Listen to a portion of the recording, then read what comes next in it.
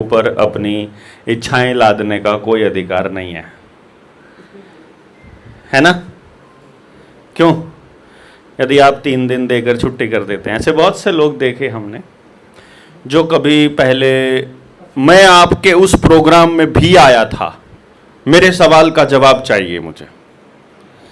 देखो, सवाल का जवाब हर एक आदमी को मिलेगा, आप नहीं भी आए होंगे कभी तो भी मिलेगा, लेकिन आप मेरे किसी कार्यक्रम में आए थे और आप उस कार्यक्रम को मेरा मान रहे थे, अपना नहीं माना था आपने, और फिर आप उसके आधार पर कोई ज़बरदस्ती कर रहे हैं, वो लाइन मुझे जचती नहीं है।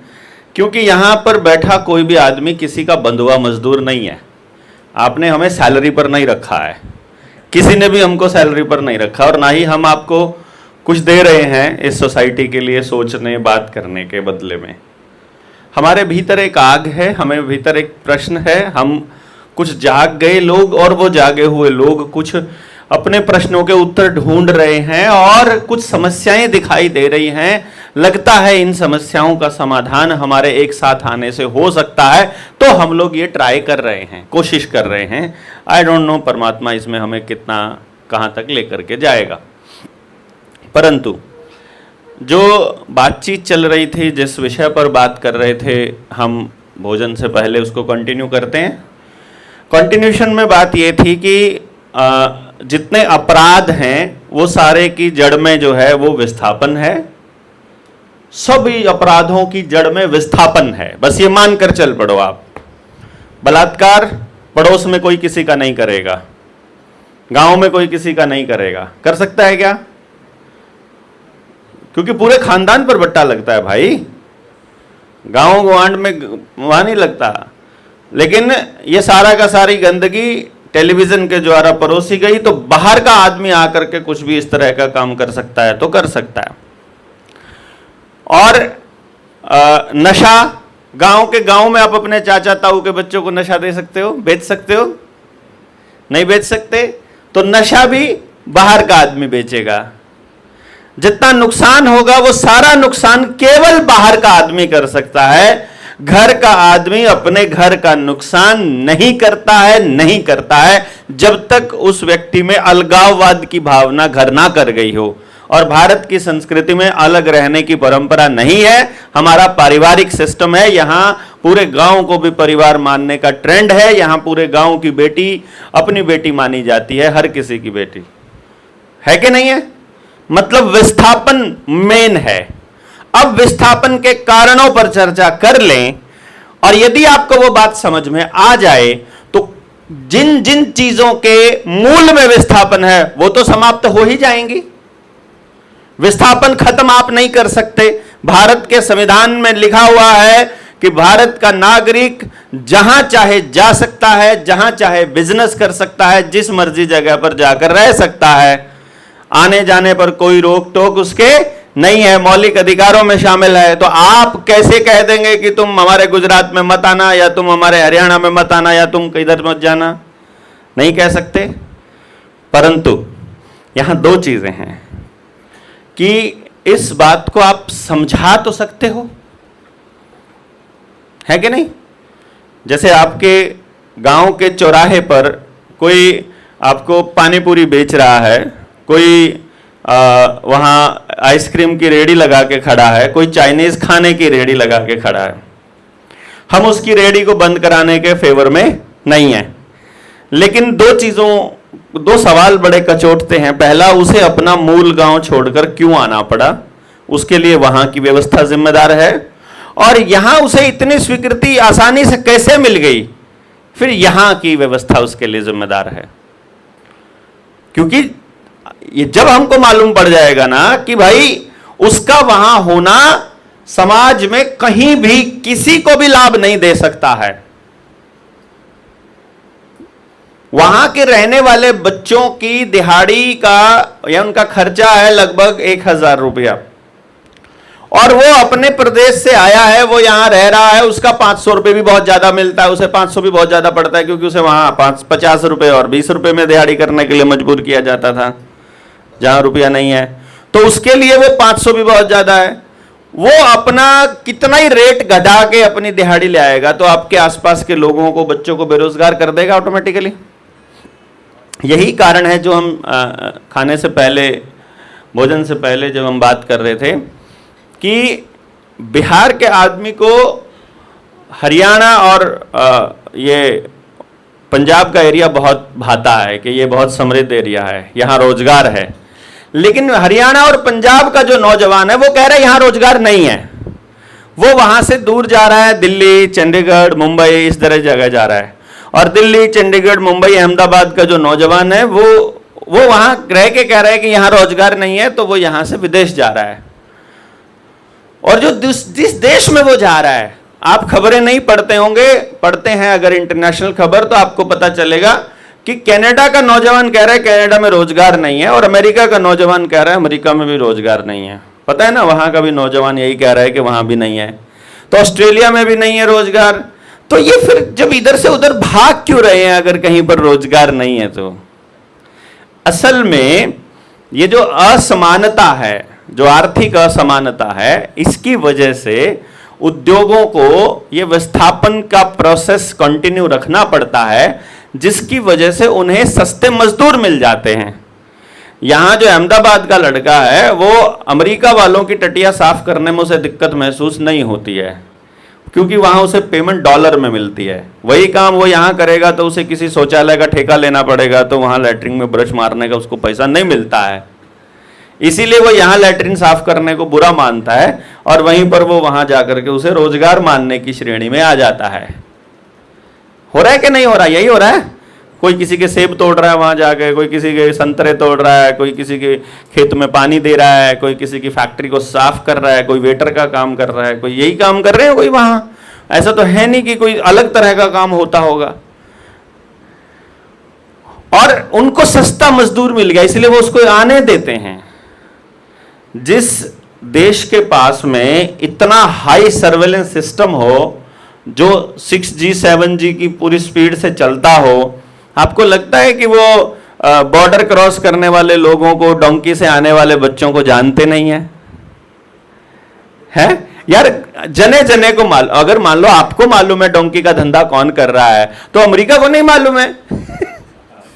मतलब जासूसी कंपनियों को नहीं पता है, CIA को नहीं मालूम है, मतलब CID को नहीं पता है, आपको मालूम है कि ये वाला बंदा नशा बेच रहा है, ये वाला बंदा विदेश भेजता है, ये डोंकी से भेजता है, और जासूसी कंपनियों को नहीं पता है। ऐसा कैसे हो गया यार? कहां से जाने वाले ये तुमको मालूम है, हर जने को मालूम है कि कहां कहां से बॉर्डर क्रॉस हो रहे हैं, और उनको नहीं मालूम है? सब मालूम है भाई। अगर वो लेजिटिमेट तरीके से चले जाएंगे तो उनको फिर भी उनको कोई ना कोई सैलरी देनी पड़ेगी, कोई ना कोई फिक्स। पर अगर वो डोंकी से गए होंगे तो चुपचाप जितना बोलोगे उतना लेकर के काम करना पड़ेगा। चुप बैठ, अभी बताऊं क्या? किधर गया? है ना? तब उनको, इसीलिए ये सारा गेम प्लान चलता है। आप लोगों को लगता रहता है कि भाई हम धोखा दे करके सरकार को, और हम कर गए डोंकी में प्रवेश। और हमारे कुछ गांवों में तो ना, हमारे आसपास के कुछ गांवों में तो पिछले दिनों कुछ रिवाज से चलते थे कि जब बच्चा गैर कानूनी तरीके से अमेरिका में प्रवेश कर जाता था तो ढोल नगाड़े बजाते थे और पटाखे बजाते। तो मैं जब बजते थे गांव पड़ोस में कहीं पर अगर ढोल बजते थे, मैंने कहा आज शादी है क्या किसी के यहाँ? बोले नहीं। तो फिर कहता उनका लड़का अमेरिका पहुंच गया होगा।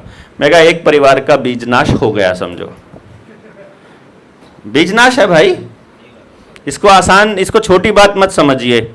अगर आपने कोई पेड़ लगाया है, कभी लगाया किसी ने, एक जगह से दूसरी जगह पेड़ लगाया है, तो हमारे दादा दादी क्या बोलते थे? जड़ मत दिखने देना। उसके चारों तरफ की मिट्टी वही होती थी जिस मिट्टी में वो पला बड़ा है, उसी मिट्टी को उखाड़ के साथ में लेके जाया करते थे, ताकि उस पेड़ को लगे मैं उसी मिट्टी के पास हूं, ताकि वो पेड़ ये समझता रहे कि मैं उसी मिट्टी की गोद में हूं जहां से मैं, मतलब शुरुआत में अंकुर फूटा था। अगर गलती से जड़ को पता चल जाए कि वो मिट्टी आसपास नहीं है तो सूख जाएगा पेड़, उफलता फूलता नहीं है। तो बच्चे की जड़ को हम लोग वैसे दिन काट देते हैं जिस दिन उसको अपने गांव से विस्थापित करते हैं, और ये काम हम लगातार करते आ रहे हैं।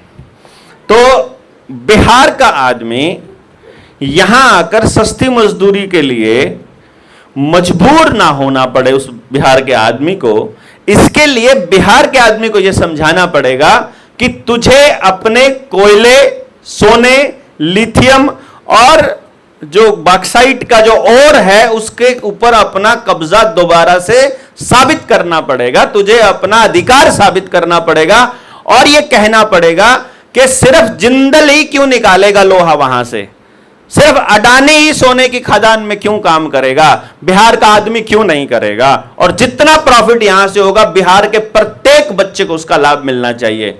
और मैं आपको सिर्फ इतना बता देता हूं, अकेला सोने का इतना बड़ा भंडार भारत के अंदर अभी मिला है, जो ये जंगल कट रहे हैं ना छत्तीसगढ़ के, जो ये हसदेव कटा था, सोने की इतनी बड़ी खदान मिली है। और इससे पहले की जो सोने की खदान है उसका भी आंकड़ा मैं आपको बता रहा हूं कि लगभग 350 ग्राम सोना प्रत्येक घर को हर साल दिया जा सकता है। ये 140 करोड़ की पॉपुलेशन में डिवाइड करके बोल रहा हूं मैं। हां, लेकिन आपको तो खबर ही नहीं है। कोयले का जो भंडार मिलता है और जिसको विदेशों में बेचा जाता है और जिसको यहां पर खपाया जाता है, उसका लगभग अगर कैलकुलेशन रुपयों में कीमत में की जाए तो एक व्यक्ति को लगभग 3 लाख रुपया महीना दिया जा सकता है। 140 करोड़ लोगों को इतना रुपया निकलता है, इतना खाद, इतना संसाधन है उस बिहार के पास, जिस बिहार को नौकरी वहां छोड़ करके यहां पर दिहाड़ी करनी पड़ती है। तो वहां उसका जीना मुश्किल कर देंगे, इसीलिए वहां से उसे भागना पड़ता है बेचारे को। वहां इतने लठ मारे जाएंगे, वहां उसको इतना अकेला कर दिया जाएगा। यहां आएंगे तो मेरे जैसे लोगों की आधी बात सुन ली कि विस्थापन करने वालों ने अपराध फैलाया, उतना तो सुन लिया। इस पर काम नहीं किया कि उनको वापस वहां पर स्थापित करने के लिए हम मदद करें, इधर से बिहारियों के लिए बोले कि भाई तुम इनके संसाधनों पर कब्जा क्यों कर रहे हो, हैं? लेकिन वो कभी नहीं बताया जाएगा। राजस्थान का बच्चा है, वो कहां जा रहा है? मुंबई, बैंगलोर जा रहा है, ज्यादातर राजस्थान से विस्थापित हो गए। राजस्थान वाले बैठे हुए हैं यहां पर, जा रहा है कि नहीं जा रहा है ना? वो क्यों जा रहा है? क्योंकि राजस्थान के लोगों को नहीं मालूम है कि इनके यहां पर जो पत्थर की माइनिंग हो रही है उससे जो निकलने वाला पैसा है, यदि वो राजस्थान को मिलना चालू हो जाए तो राजस्थान पूरे देश के सबसे अमीर राज्यों में आ सकता है। लेकिन वो पैसा आपको नहीं मिलेगा ना। उसमें क्या होगा, इंडस्ट्री वाले जो है वो नीचे ही नीचे नेताओं को पैसा देते रहेंगे, और यदि कोई आपके जैसा आदमी नया नया क्रांतिकारी बन के कूदने लग जाए, आरटीआई वगैरह फाइल करने लग जाए, 2-4 को तो मारना है गोली से उनको, बाकी अपने आप चुप हो जाएंगे, है कि नहीं? पहले हुआ भी होगा, किसी ना किसी को ऐसे ही रगड़ दिया जाता है, जेल में सड़ा दो, कि कोई पोक्सो एक्ट लगा दो, किसी के ऊपर देशद्रोह का एक्ट लगा दो, किसी के ऊपर यूएपीए लगा दो। समाज में कोई व्यक्ति खड़ा होता नहीं है फिर ऐसे लोगों के साथ, अब वो फिर घर वाले फिर 1-2 साल की प्रताड़ना के बाद चुपचाप कह देते हैं, भाई जिसके लिए तुम लड़ रहे हो उनको तुमसे कोई मतलब ही नहीं है, क्यों खामखाई अपनी जिंदगी खराब कर रहे हो, छोड़ो यार, अपने बच्चे पाल लो चुपचाप, हैं?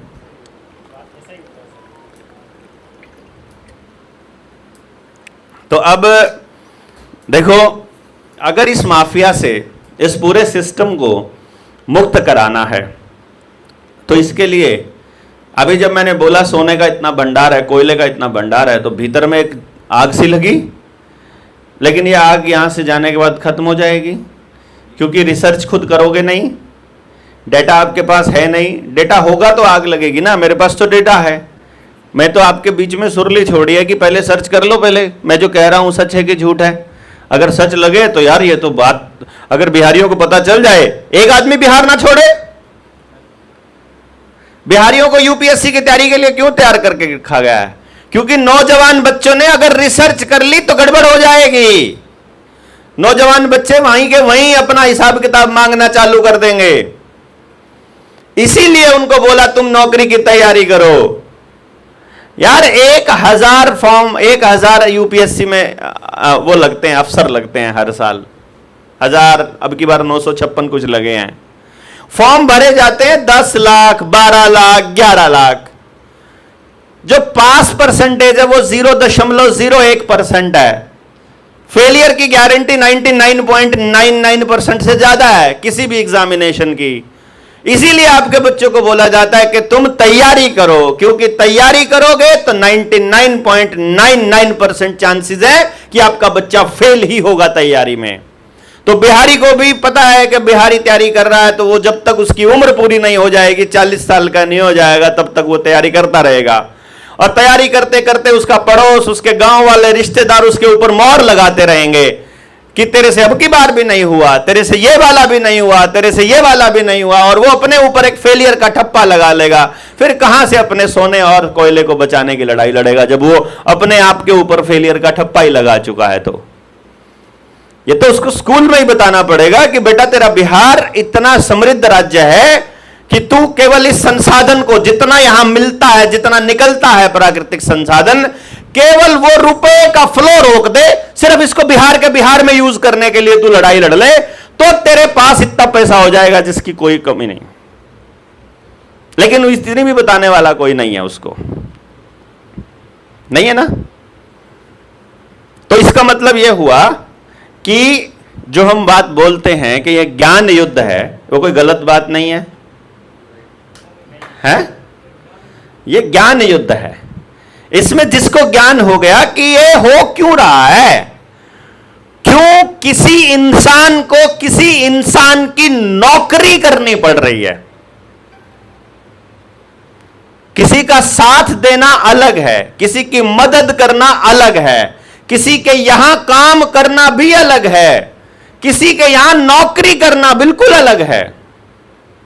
नहीं, मैं आपके लिए काम करूं, मैं आपकी मदद के लिए काम करूं, या आप मेरे लिए काम करो मेरी मदद करने के लिए, और मैं अपने प्रॉफिट में से कुछ हिस्सा आपको दे दूं, वो है हमारा सहयोगी होकर काम करना।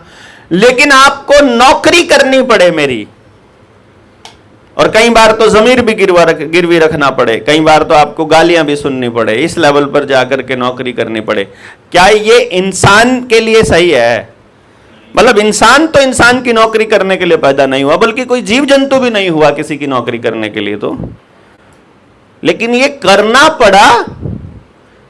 पड़ रहा है क्योंकि हम व्यवस्था को नहीं समझ रहे, जान रहे, अपने इंसान होने का मतलब ही नहीं जानते, और इसीलिए कोई भी हमको कभी भी आके हाँक लेता है। कोई भी हमको राजनीति में एक सवाल डाल देता है कि भाई ये नहीं तो कौन। ये वैसे ही है जैसे तुमको कैंसर हो गया है और तुम कहो कि मुझे कैंसर नहीं चाहिए, और डॉक्टर पूछे कैंसर नहीं तो कौन सी बीमारी चाहिए?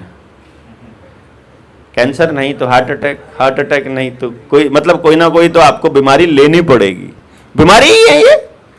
अपने सिर के ऊपर किसी को बिठा दिया और कह दिया कि तुम ही हमारे रक्षक हो, तुम ही हमारे भगवान हो, तुम्हारे बिना तो हम लोग अंधे हो जाएंगे। कि हे भगवान, डीसी नहीं होगा तो कैसे चलेगा, नेता नहीं होगा तो कैसे चलेगा? अरे नेता है तो लूट मची है, डीसी है तो लूट मची है, पुलिस वाला है तो लूट मची है। ये नहीं होंगे तो लूट रुक जाएगी, लूट रुकते ही हम भाई भाई हो जाएंगे, लूट रुकते ही व्यवस्था ठीक बन जाएगी ना। अभी तो सबकी यहां से लूट होकर के उन्हीं घरों में जा रही है, और इसे रोकने का तरीका क्या है? वो लूट रोक दो तो यहां आनी चालू हो जाएगी वो समृद्धि। पैसे की एक खासियत है, पैसा अकोमोडेट होता है, अक्यूमुलेट होता है, अक्यूमुलेट जुड़ता है। इसीलिए बिजनेसमैन ऐसा बोलते हैं कि पैसे को पैसा खींचता है, मतलब पैसे ने जुड़ना ही होता है। और तो अब हमारे पास दो रास्ते हैं, या तो चार लाला पैदा कर दो और सारा सबका पैसा वहां आके इकट्ठा होता रहे, या ऐसी व्यवस्था बना लो कि थोड़ा थोड़ा सबके पास जमा होता जाए। तो एक पीढ़ी अगर मेहनत करेगी तो अगली पीढ़ी के बाद बहुत सारे रिसोर्सेज, बहुत सारा धन हो जाएगा, ना कि पैसा। धन की बात हो रही थी यहां। तो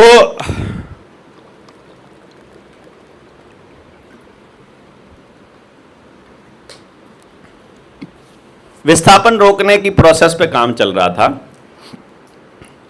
यदि गांव में, यानी दो जगह पे काम करना पड़ेगा हमें विस्थापन रोकने के लिए। पहला, जहां से बंदा विस्थापित होकर आ रहा है वहां के लोगों को भी समझाना पड़ेगा कि तुम्हारे विस्थापन की वजह से तुम्हारे बच्चों की जड़ें कट रही हैं और हमारे बच्चों की भी जड़ें कट रही हैं। क्योंकि तुम्हारे विस्थापन की वजह से हमें विस्थापन करना पड़ रहा है, हमें विस्थापन करने की वजह से किसी और को करना पड़ रहा है, तो पूरे देश में, दुनिया में विस्थापन हो रहा है। अच्छा, विस्थापन का एक फायदा और है सिस्टम को, वो क्या है मालूम है? मान लो कोई पुलिस वाला आपके ऊपर ज्यादती कर दे, गलत व्यवहार कर दे, सड़क पे खड़े हुए को वैसे ही डंडे मार दे। अब आप उसकी आवाज ज्यादा बुलंद अपने गांव में उठा सकते हो या किसी अनजान शहर में उठा सकते हो, है ना? अपने गांव में तो उसी टाइम ट्राली भरकर थाने में पहुंच जाओगे, तूने हरामी छेड़ कैसे दिया, तेरी हिम्मत कैसे हो गई। लेकिन आप हो किसी अनजान शहर में और वहां प्रशासन का कोई नोटिस आ गया, कोई चिट्ठी आ गई, कोई लठ मार दिया, किसी पुलिस वाले ने आपके ऊपर अत्याचार कर दिया, क्या आप बोल पाओगे? बोल ही नहीं पाओगे। तो इसलिए विस्थापन उनके लिए तो गजब चीज है कि कोई चू ही नहीं कर पाएगा अगर अपनी जगह से दूर गया हुआ है तो, हैं? और क्योंकि हम अकेले अकेले पड़ जाएंगे अपनी जगह पर, तो कुत्ता भी है, हम तो फिर भी आदमी है, तो अपनी जगह इसलिए वो छुड़वा रहे हैं। आजकल अंडमान निकोबार के जंगलों को काटने के लिए चल रहा है, 162 स्क्वायर फुट का एरिया वो लोग निपटाने की तैयारी कर रहे हैं। छत्तीसगढ़ में, झारखंड में, उड़ीसा में, मध्य प्रदेश में, इधर राजस्थान में भी जहाँ जहाँ आदिवासी रहते हैं उन जंगलों को काटने का गेम चल रहा है। आपको क्या लगता है कि ये जंगल खाली ऐसे ही कट रहे हैं कि कोई प्रक्रिया का हिस्सा है, अडानी को जमीन देनी है इसलिए? ये तो एक जस्ट एक सिंबल है। असल खेल है उन आदिवासियों को वहां से विस्थापित करना, क्योंकि विस्थापित आदमी शरणार्थी होता है और जो वहां बाप दादाओं की जमीन पर बैठा आदमी मालिक होता है। ये सरकार, ये संविधान बना है 75 साल पहले, 70-80 साल पहले, और गांव बैठा है 600 साल से। गांव 600 साल पुराना है, कोई 800 साल पुराना है, कोई 1000 साल पुराना है, और आदिवासी तो हजारों हजार साल पुराने लोग बैठे हुए, आदिवासी लोग वो तो कभी वहां से विस्थापित हुए ही नहीं। तो वो संविधान तो उनके आगे कुछ भी नहीं है ना भाई, नहीं समझ रहे आप? जो आदिवासी है, जो आदिम आदिवासी है, उसके आगे संविधान, सरकार, कलेक्टर तो कल के लौंडे हैं। और उनको पता है कि इस आदिवासी ने जिस दिन अपना अधिकार जमा दिया, जिस दिन अपना अधिकार बोल दिया खड़ा होकर के कि मैं इतने सालों से यहां पर हूं और मैं मालिक हूं, और तुम कौन हो? तुम तो व्यापार करने आए थे। ये जो सिस्टम है, ये व्यापार का सिस्टम है। यहां जो आप बोलते हो, बस किसकी बोलते हो आप? बीएमसी की बोलते हो, एएमसी की बोलते हो? एएमसी क्या है? Ahmedabad municipal corporation. जिस नाम के आगे कॉरपोरेशन लग गया वो एक व्यापारिक संगठन है, कंपनी है। निगम जिसके आगे लगा, तो आप कितना पैसा किसको दे रहे हो? कॉरपोरेशन को दे रहे हो। वो कंपनी किसकी है? ईस्ट इंडिया कंपनी की कंपनी है अहमदाबाद म्युनिसिपल कॉरपोरेशन। आप उसको अपने मालिक, आप उनको मालिक बना के बैठे हो, उनके पार्षद को है? मालूम ही नहीं है।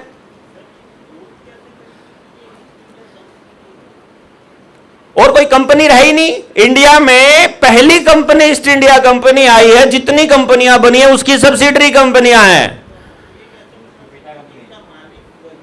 मालिक क्या है? आपने कंपनी खोल ली है, वो एएमसी के अंडर में है। एएमसी कब बनी थी? जब कभी शहर बने थे। शहर भारत की परंपरा में है ही नहीं। शहर बनाने के लिए आदिवासियों से लीज पर जमीन ली थी ईस्ट इंडिया कंपनी ने 1870 में, 1870 में। जो लीज खत्म हो रही है 1969 में। वो 1969 की लीज खत्म होने से पहले इन्होंने म्युनिसिपल कॉरपोरेशन के पार्षद के चुनाव, मेयर के चुनाव, ये फिर एमएलए के चुनाव, एमसी के चुनाव, ये नौटंकी चालू करी ताकि आपकी अगली पीढ़ी को ये लगता रहे कि ये राज इन्हीं का है। आई बात समझ में? भारत की परंपरा में कंपनी कहीं है ही नहीं है। व्यापार आधारित भारत नहीं है, व्यवहार आधारित भारत है। जहां व्यापार होगा किसी भी चीज का, वो भारत की परंपरा में ही नहीं है, वो भारत का हिस्सा ही नहीं है, वो भारत ही नहीं है। जहां इंसान इंसान का नौकर बन जाए, वो भारत की परंपरा का हिस्सा ही नहीं है। तो यदि हमको अपने बच्चों को आजाद करना है आने वाले टाइम में, तो हमको व्यापार आधारित व्यवस्था को खत्म करना पड़ेगा कि मैं और आप अपने अपने समय की, अपने सामान की जो मैं उत्पादन कर रहा हूं, उसकी जो मैं बना रहा हूं, उसकी कीमत तय करके और एक सिस्टम ऐसा बनाया जाए जो कि उस कीमत के हिसाब से ही हम लोग अनुपात में अपना सामान लेना देना कर लें। भाई आपको पैसा किस लिए चाहिए? सामान के लिए चाहिए ना, सामान खरीदने और बेचने के लिए चाहिए। पैसे के पास परचेजिंग पावर होती है, इसीलिए पैसा हम लोग संग्रह करके रखते हैं। क्योंकि अगर अनाज संग्रह करना हो गया तो वो लगता है कि यार इतना सारा अनाज खराब हो जाएगा, कोई और धन संग्रह, डंगर बांधने हैं, वो भी वैसे तो धन है, पर बांधोगे कितने बांधोगे आप, कितने बांध लोगे? तो इसीलिए क्या है, नोट रखना आसान है, कागज के टुकड़े रखना। गोल्ड रखते हैं तो बैंक वाले ही चोर भेज करके चोरी करवा देते हैं। अब तो बैंकों से ही चोरी होने लग गई। एक बता रहा हूं मैं आपको, कहीं अगर आपने बैंक में लॉकर में सोना वगैरह रखा हुआ है तो अपना जाकर चेक कर लेना, हो सकता है उन्होंने उसके बदले में नकली सोना वहां पर रख दिया हो चुरा करके। गायब हो रहा है पैसा, सोना गायब हो रहा है, लॉकर खोल रहा है बंदा, क्योंकि लॉकर ना तो मालिक को बताता ना किसी को।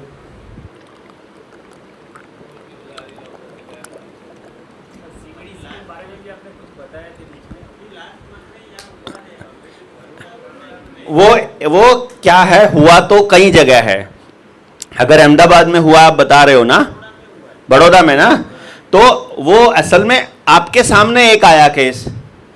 ऐसे बहुत से केस होते हैं, आते थोड़ी है सामने। अभी इस बैंक में कोई झगड़ा हो रहा होगा, कौन मीडिया में जाने की हिम्मत करता? किसको पता ही नहीं है मीडिया में जाना होता है, या मीडिया में चले जाओगे मेन स्ट्रीम दिखाएगा नहीं, और छोटा कोई चैनल वाला होगा, वो दिखा दिया तो 10-5 हजार लोगों तक उसकी रीच होगी, तो फिर नहीं पहुंचती बात, दूर तक वो रह जाता है। ये लगभग हर उस बैंक में हो रहा है जहां भी लॉकर है।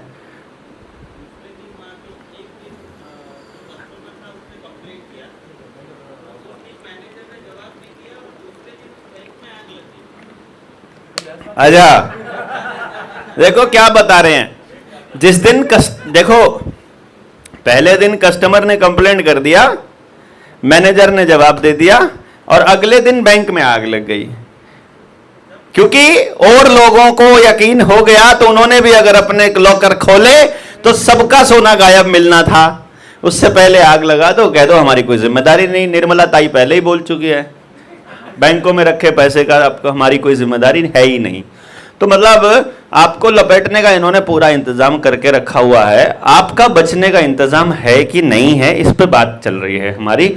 समाधान पे हम बात कर रहे थे, इस पे चर्चा करते करते हम विस्थापन पर आए। विस्थापन पर हमने देखा कि जहां से विस्थापन हो रहा है वहां के लोगों को विस्थापन का नुकसान जो पूरे समाज को होना है वो बताना, विस्थापन को रोकने के तरीके बताना, उनकी वहां की अपनी व्यवस्था बनाने का तरीका बताना, यहां से उनको सपोर्ट करना, और यहां के लोगों की अपनी व्यवस्था बनाना। ये दोनों रास्ते हैं।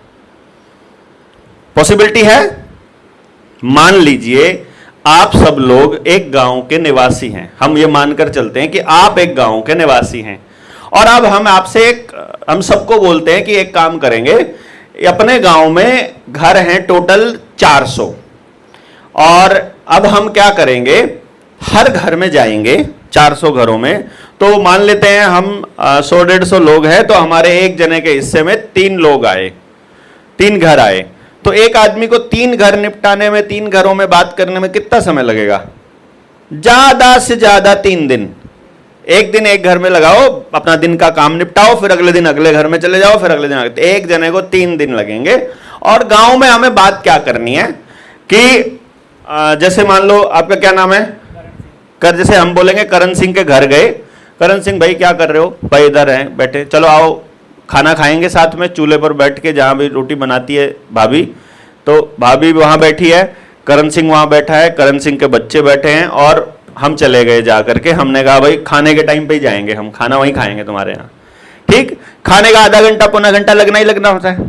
हम बात क्या कर रहे हैं कि देखो करण सिंह, हम पूरे गांव की एक व्यवस्था बनाने की प्लान कर रहे हैं।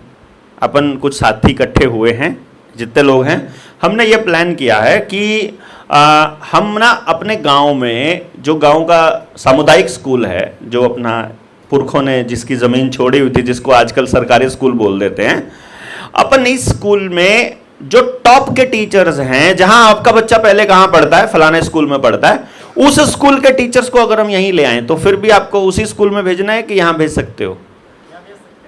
भाई अगर जहां आपका बच्चा पहले जा रहा है, या तो वही वाले टीचर्स या फिर उनसे अच्छे टीचर, क्योंकि प्राइवेट स्कूल में किसी टीचर को कितना रुपया मिलता है? 10,000, 8,000, 10,000, 15,000, इससे ज्यादा मास्टर रहा नहीं है अब, ठीक है। और गली गली में मास्टर खिंडते हुए मिलते हैं, मतलब खींच के एक फुटबॉल को किक मारो तो मास्टर को पक्का लगेगी, मतलब 8-10 लोगों को जिनको लगेगी एक मास्टर पक्का होएगा वहां है, डिग्री वाले मिलेंगे वहां। तो अब हम ये कह रहे हैं कि भाई करण सिंह, वो टीचर्स हम गांव में लाने की तैयारी कर रहे हैं, तो तुम बताओ तुम्हारी क्या राय है? बोलेगा भाई मैं तो चाहता हूं गांव में ही रखना, पर ये नहीं मानती, ये कहती है टाई वाला स्कूल ही चाहिए। ये क्या मुंह दिखाएगी अपनी सहेलियों में? ज्यादातर लेडीज को ऐसा रहता है ना कि मेरा बच्चा किस स्कूल में जा रहा है, कैसी बस में जा रहा है, कैसे कपड़े पहन के जा रहा है, तो वो देखेगी। तो वो बोलते चलो अच्छा भाभी आप बताओ, हम यहाँ टाई वाई का भी अरेंजमेंट कर लेंगे, हैं? तो आपको क्या लगता है अगर 450 घर होंगे गांव में, कितने लोग तैयार हो सकते हैं इसके लिए?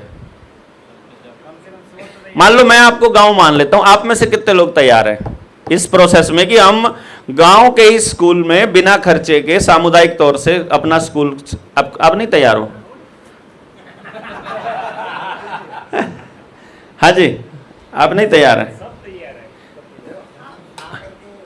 अरे गांव का स्कूल खोलना यार, इतना काम करना, हाथ यहां तक तो ला ही सकते हैं हम लोग। अब आप सारे तैयार हैं? टोटली 100% आ गया। अब 100% आ गया तो अब मैं आपसे ये कह रहा हूं कि देखो भाई, बच्चे किसके पढ़ेंगे वहां पर? हमारे।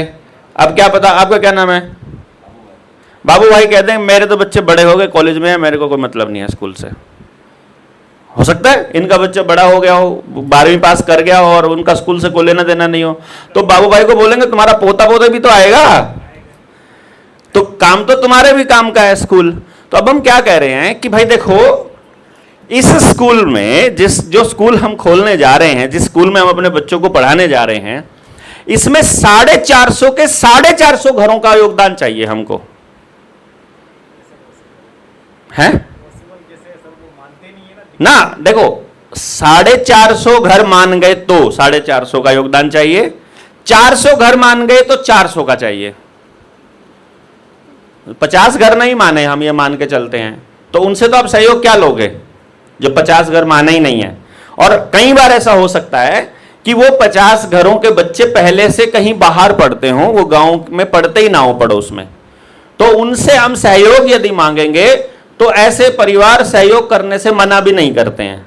सहयोग में हमें पैसा नहीं मांगना, सहयोग में पैसा इंपॉर्टेंट नहीं है, सहयोग में है कि हमको वो व्यवस्था बनानी है जिसमें हमारा बच्चा यहां से पढ़ेगा अगर। और अब आप देखो, जो 50 नहीं माने मैं उनकी बता रहा हूं, मान लो हम ये गारंटी देते हैं अपने गांव के लोगों को कि जो बच्चा अपने इस विद्यालय में पढ़ेगा उसके रोजगार की गारंटी है 100%, फिर कितने मान जाएंगे? गारंटी रोजगार की, यहां से पढ़ेगा तो गारंटी है, प्राइवेट स्कूल से पढ़ेगा तो कोई गारंटी नहीं है, मान जाएगा ना? और रोजगार की भी ऐसे रोजगार की जिसमें वो बच्चा पसंद करेगा उस रोजगार को, फिर सब करेगा। तीसरा कंडीशन, उसको गांव से बाहर कहीं नहीं जाना पड़ेगा मजबूरी में, है कि नहीं? यानी देखो, ना बच्चे को पढ़ने के लिए बाहर जाना है, ना बच्चे को रोजगार के लिए बाहर जाना है, और जो रोजगार वो चुनेगा उसको वो जिंदगी भर पसंद करेगा, मजा आएगा उसको जिंदगी जीने में। हम इस तरह की व्यवस्था वाला स्कूल खोलना चाहते हैं। अब गांव कौन तैयार नहीं है? सब तैयार है? सब तैयार। आप में से किसी ने एजुकेशन की ट्रेनिंग करी है? बेसिक ट्रेनिंग करी है मेरी?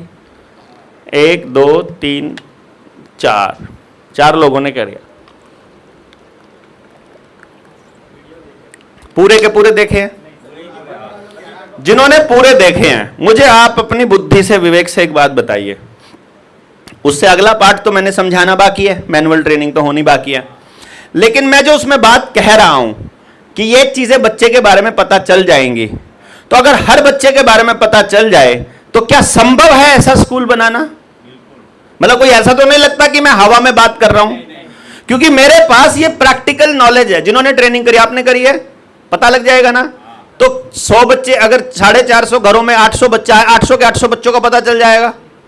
मैं आपको ये गारंटी से कह रहा हूं कि गांव के प्रत्येक बच्चे को, कि उस बच्चे का दिमाग क्या है, क्या चीज वो पसंद करेगा, कैसे सीखेगा, किस तरह का टीचर चाहिए, किस तरह का उसको काम चाहिए, सब कुछ पता चल जाएगा। अब हमको सारे गांव वालों को एक बात रख के लेनी है कि तुम्हारे घर में चटनी के साथ रोटी बनी है, तुम्हारे घर में सब्जी बनी है, तुम्हारे घर में शाही पुलाव बना है, हमें नहीं पता क्या बना क्या नहीं। अब हम लोग अपने अपने घर में अकेला नहीं खाएंगे। हम क्या करेंगे, हम सारे जने अपना भोजन ले आएंगे, यहां बीच में रख देंगे, और अब क्या पता किसी को अपने घर में बनी हुई सब्जी पसंद ही ना हो, तो तुम इनमें से दूसरे वाली चूज कर लो, तुम दूसरी चूज कर लो। ये वैसे ही है कि तुम सब अपने बच्चे स्कूल को दे दो, स्कूल तय करेगा कौन सा बच्चा किस तरह की तैयारी करेगा। तुम्हें जानना है कैसे पता चला, उसके लिए ट्रेनिंग ओपन है पब्लिक के अंदर। भाई कोई माँ बाप ये सोचे, अब ऐसा हो सकता है कि किसी के यहां 50 एकड़ जमीन है और उसका बच्चा खेती के लिए पैदा ही नहीं हुआ, और ऐसा हो सकता है कि ये 5 लोगों के बच्चे खेती के लिए पैदा हुए और इनके पास 1 एकड़ भी जमीन नहीं है। तो हमें क्या करना है, वो जो बच्चा 50 एकड़ वाला है उसको उसके पसंदीदा काम पे भेज देना है, और ये 5 लोगों को वहां खेती के लिए खेत दे देना है। खेत तुम्हारा ही रहेगा, हमें क्या दिक्कत है। क्यों जी, इनको अपने मनपसंद काम का पैसा मिल जाए, उसको अपने मनपसंद काम का पैसा ले जाए, और जिसका खेत है उसको जितना प्रॉफिट लेना है उसका अपना लेता रहेगा। क्या दिक्कत है, हमें किसी की कमाई से क्या लेना, हमें तो अपना काम में मजा करने से मतलब है ना। जब आप 24 घंटे अपने पसंदीदा काम में घुस गए, आप क्राइम नहीं कर सकते, आप गलत चीजों की तरफ नहीं जा सकते। क्यों, अभी अपन काम में मजा दे रहा है यहां पे, अब यहां गर्मी परेशान नहीं करेगी। अगर ये चीज पसंदीदा ना हो, हमें अच्छा ना लग रहा हो यहां बैठना, फिर परेशान हो जाएंगे हम। क्या यार गर्मी में मार दिए, वहां बैठा के 2 दिन 3 दिन दिमाग खराब कर दिया। वो ये दिक्कत सिर्फ तब आएगी जब हमें वहां बैठकर कुछ जो तकलीफ हमें हो रही है उसके मुकाबले अगर वैल्यू कम मिलेगी, चीज कम वैल्यू की, तो हमें दुख होगा, और अगर ज्यादा वैल्यू की चीज मिलेगी तो मजा आएगा। फिर वो तकलीफ नहीं रहेगी। है, नमस्ते, है कि नहीं।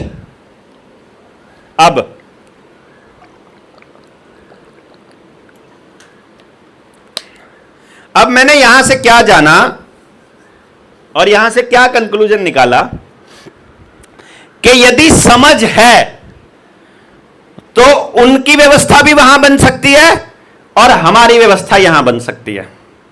हम एक दूसरे का कल्चर को समझने के लिए तो आए जाएं तो मजा है, हम वहां जाएं किसी काम से और वहीं रह जाएं ये तो कोई तुक नहीं है, हैं? और वैसे किसी मतलब रिसर्च पर्पज से रहना हो 5 साल 10 साल फिर भी कोई दिक्कत नहीं है, पर वहां की अर्थव्यवस्था के ऊपर बोझ बन जाए वो फिर वहां की कल्चर फिर निकाल देगी। जैसे फिर ट्रंप ने बेड़ियों में बांध करके, है ना, बेलों में बांध करके वापस फेंके थे अपने वाले, फिर वो हाल हो जाएगा। ये एक सिंबल था। ट्रंप जो है वो बहुत कहीं तो इतने अच्छे काम कर रहा है, वो सिंबॉलिकली बता रहा है आपको कि यार तुम यहां अपने बच्चों को भेज रहे हो और हम यहां कीड़े मकोड़ों की तरह उनको ट्रीट कर रहे हैं, तुम इनको अपने पास ही क्यों नहीं रोजगार दे देते हो, उनको जीना क्यों नहीं सिखा रहे हो। क्योंकि वहां जाकर कोई बहुत इज्जत वाला काम तो कर नहीं रहे। ऐसा तो है नहीं कि वहां जाकर के वो ट्रंप के ऑफिस में ही काम करने जाता है यहां का बच्चा, है?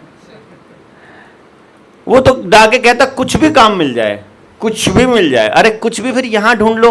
वो कहता है यहां पर वैल्यू नहीं है, यहां पर पैसा नहीं मिलता है। और मैं कह रहा हूं असल में यहां पैसा मिलता है, लेकिन यहां पैसे की वैल्यू खत्म करी गई है अननेसेसरी का पैसा छाप करके। तो जो पैसा छापने की प्रोसेस पे अगर कंट्रोल करना चालू हो जाएगा, उसी दिन भारत के रुपए की वैल्यू वो हो जाएगी। फिर आपको ये टेंशन नहीं होगी कि मिलता नहीं है। जब मैं नौकरी लगा था उस टाइम पे मेरी सैलरी 5,000 रुपया थी, और मतलब वो बहुत बड़ी सैलरी हुआ करती थी, कोई ऐसा नहीं था कि नहीं थी। क्योंकि उस टाइम पे मार्केट में जो फिएट मनी था और अननेसेसरी छापा हुआ रुपया था और जो कर्जा था वो इतना ज़्यादा नहीं था 2004-05 में ना। 2003-4 में। ये तो ज़्यादा तो 2010 के बाद फिएट मनी जो आया मार्केट में और उसने फिर जो तबाही मचाई है वैल्यू की, जो रुपए की जो वैल्यू ख़त्म की है, वो बड़ी अजीब सी थी। एनी हाउ, मैं यहाँ से ये समझा कि सारा झगड़ा था समझ का, और समझ जो है वो एक दिन की बातचीत से तो नहीं आती है। मतलब जितनी बात मैंने ये अभी आउटलाइन में की है, जब इसकी गहराई में जाएंगे तो इसके एक एक चीज़ की 20-20, 30-30 परतें फिर मिलेंगी। मतलब जो ठेकेदार हैं उनकी गुंडागर्दी अलग, पुलिस वालों की अलग, फिर इनका नेक्सस अलग, पॉलिटिशियंस का अलग, दुकानदारों का अलग। मेरा ये मानना है कि जब आप इसमें अंदर घुसेंगे और काम करने लगेंगे तो इतनी पेचीदगियां दिखाई देंगी कि लगेगा ये संभव नहीं है। और ये कब लगेगा संभव नहीं है? जब हम थोड़े लोग होंगे, तब लगेगा ये संभव नहीं है। लेकिन ये संख्या अगर बढ़ जाए, संख्या अगर खूब हो जाए और पैरेलल में हम 2-3 काम कर लें, सिर्फ 2-3 काम, तो मुझे लगता है इसमें आसानी हो जाएगी। पहला काम, जो लोग समाज पर काम करना चाहते हैं और समाज को समझा सकते हैं, उनकी जिम्मेदारी हम उठा लें।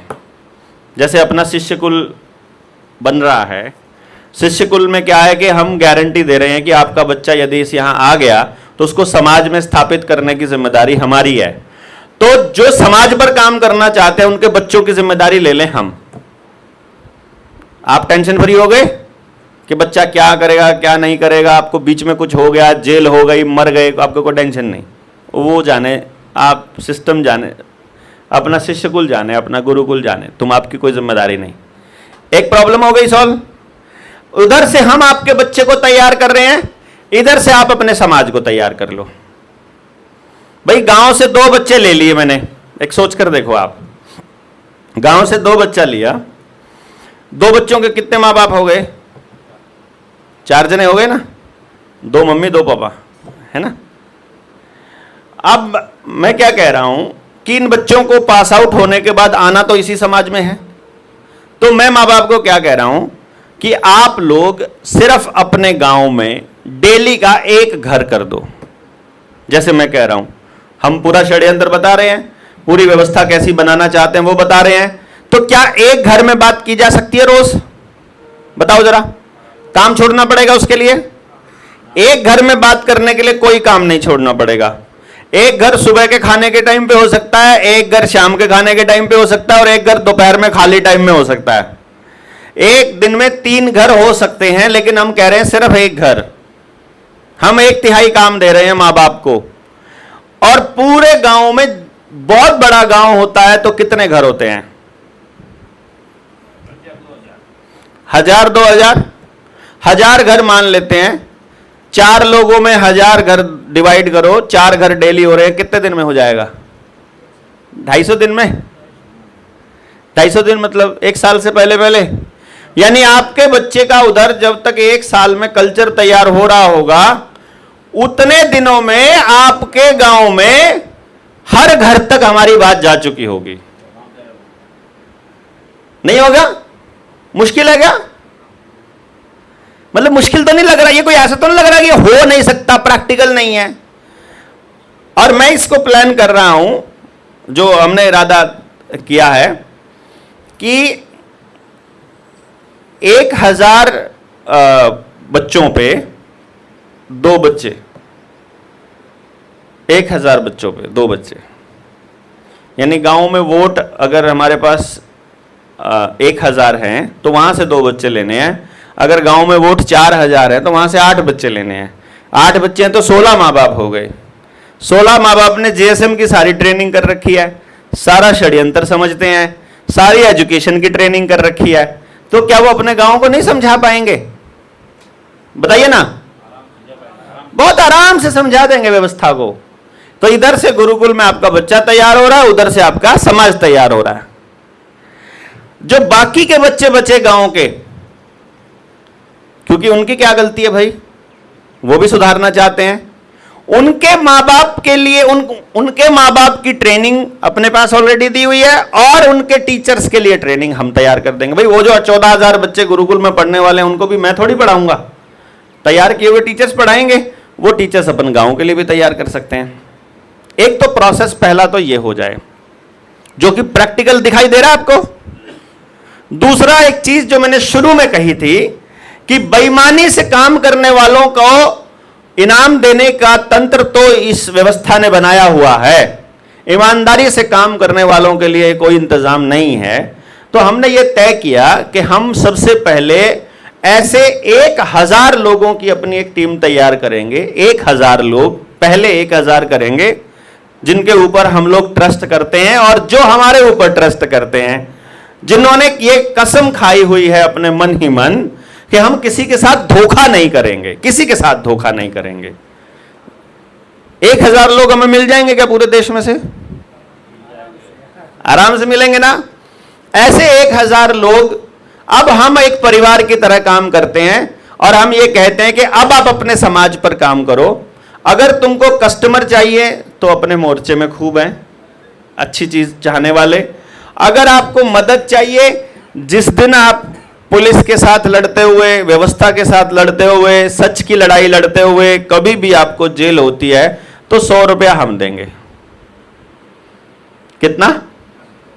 तो 1,000 लोगों का 100 रुपया कितना हो गया? 1 लाख। मान लो लड़ाई लड़ता, आप पुलिस वाले के अन्याय के खिलाफ लड़ पड़े और आपने सड़क के ऊपर पुलिस वाला कूट दिया, तो क्या होगा? जेल हो जाएगी। जेल आपको हो गई 10 दिन की, तो सब 100-100 रुपए इकट्ठा करेंगे, जेल से बाहर आते ही लाख रुपए की माला हम डालेंगे। अगर आपको जेल हो गई 3 महीने की, तो 1 लाख रुपया हर महीने के हिसाब से घर पहुंचेगा। जेल हो गई 6 महीने की, तो लाख रुपया महीना घर पहुंच रहा है। 100 रुपया महीना तो देना है।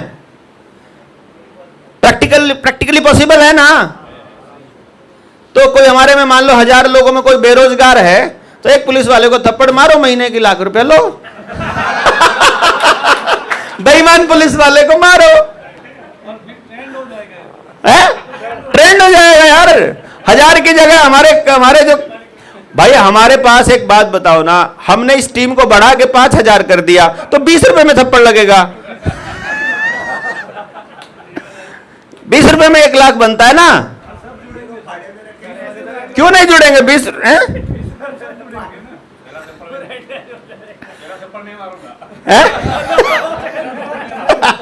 पहला थप्पड़ मारने वाला तैयार हो गया, वो एक पीछे बैठे ही था। क्या कह रहे हो? लेडीज को जेल लेडी पुलिस भेजेगी?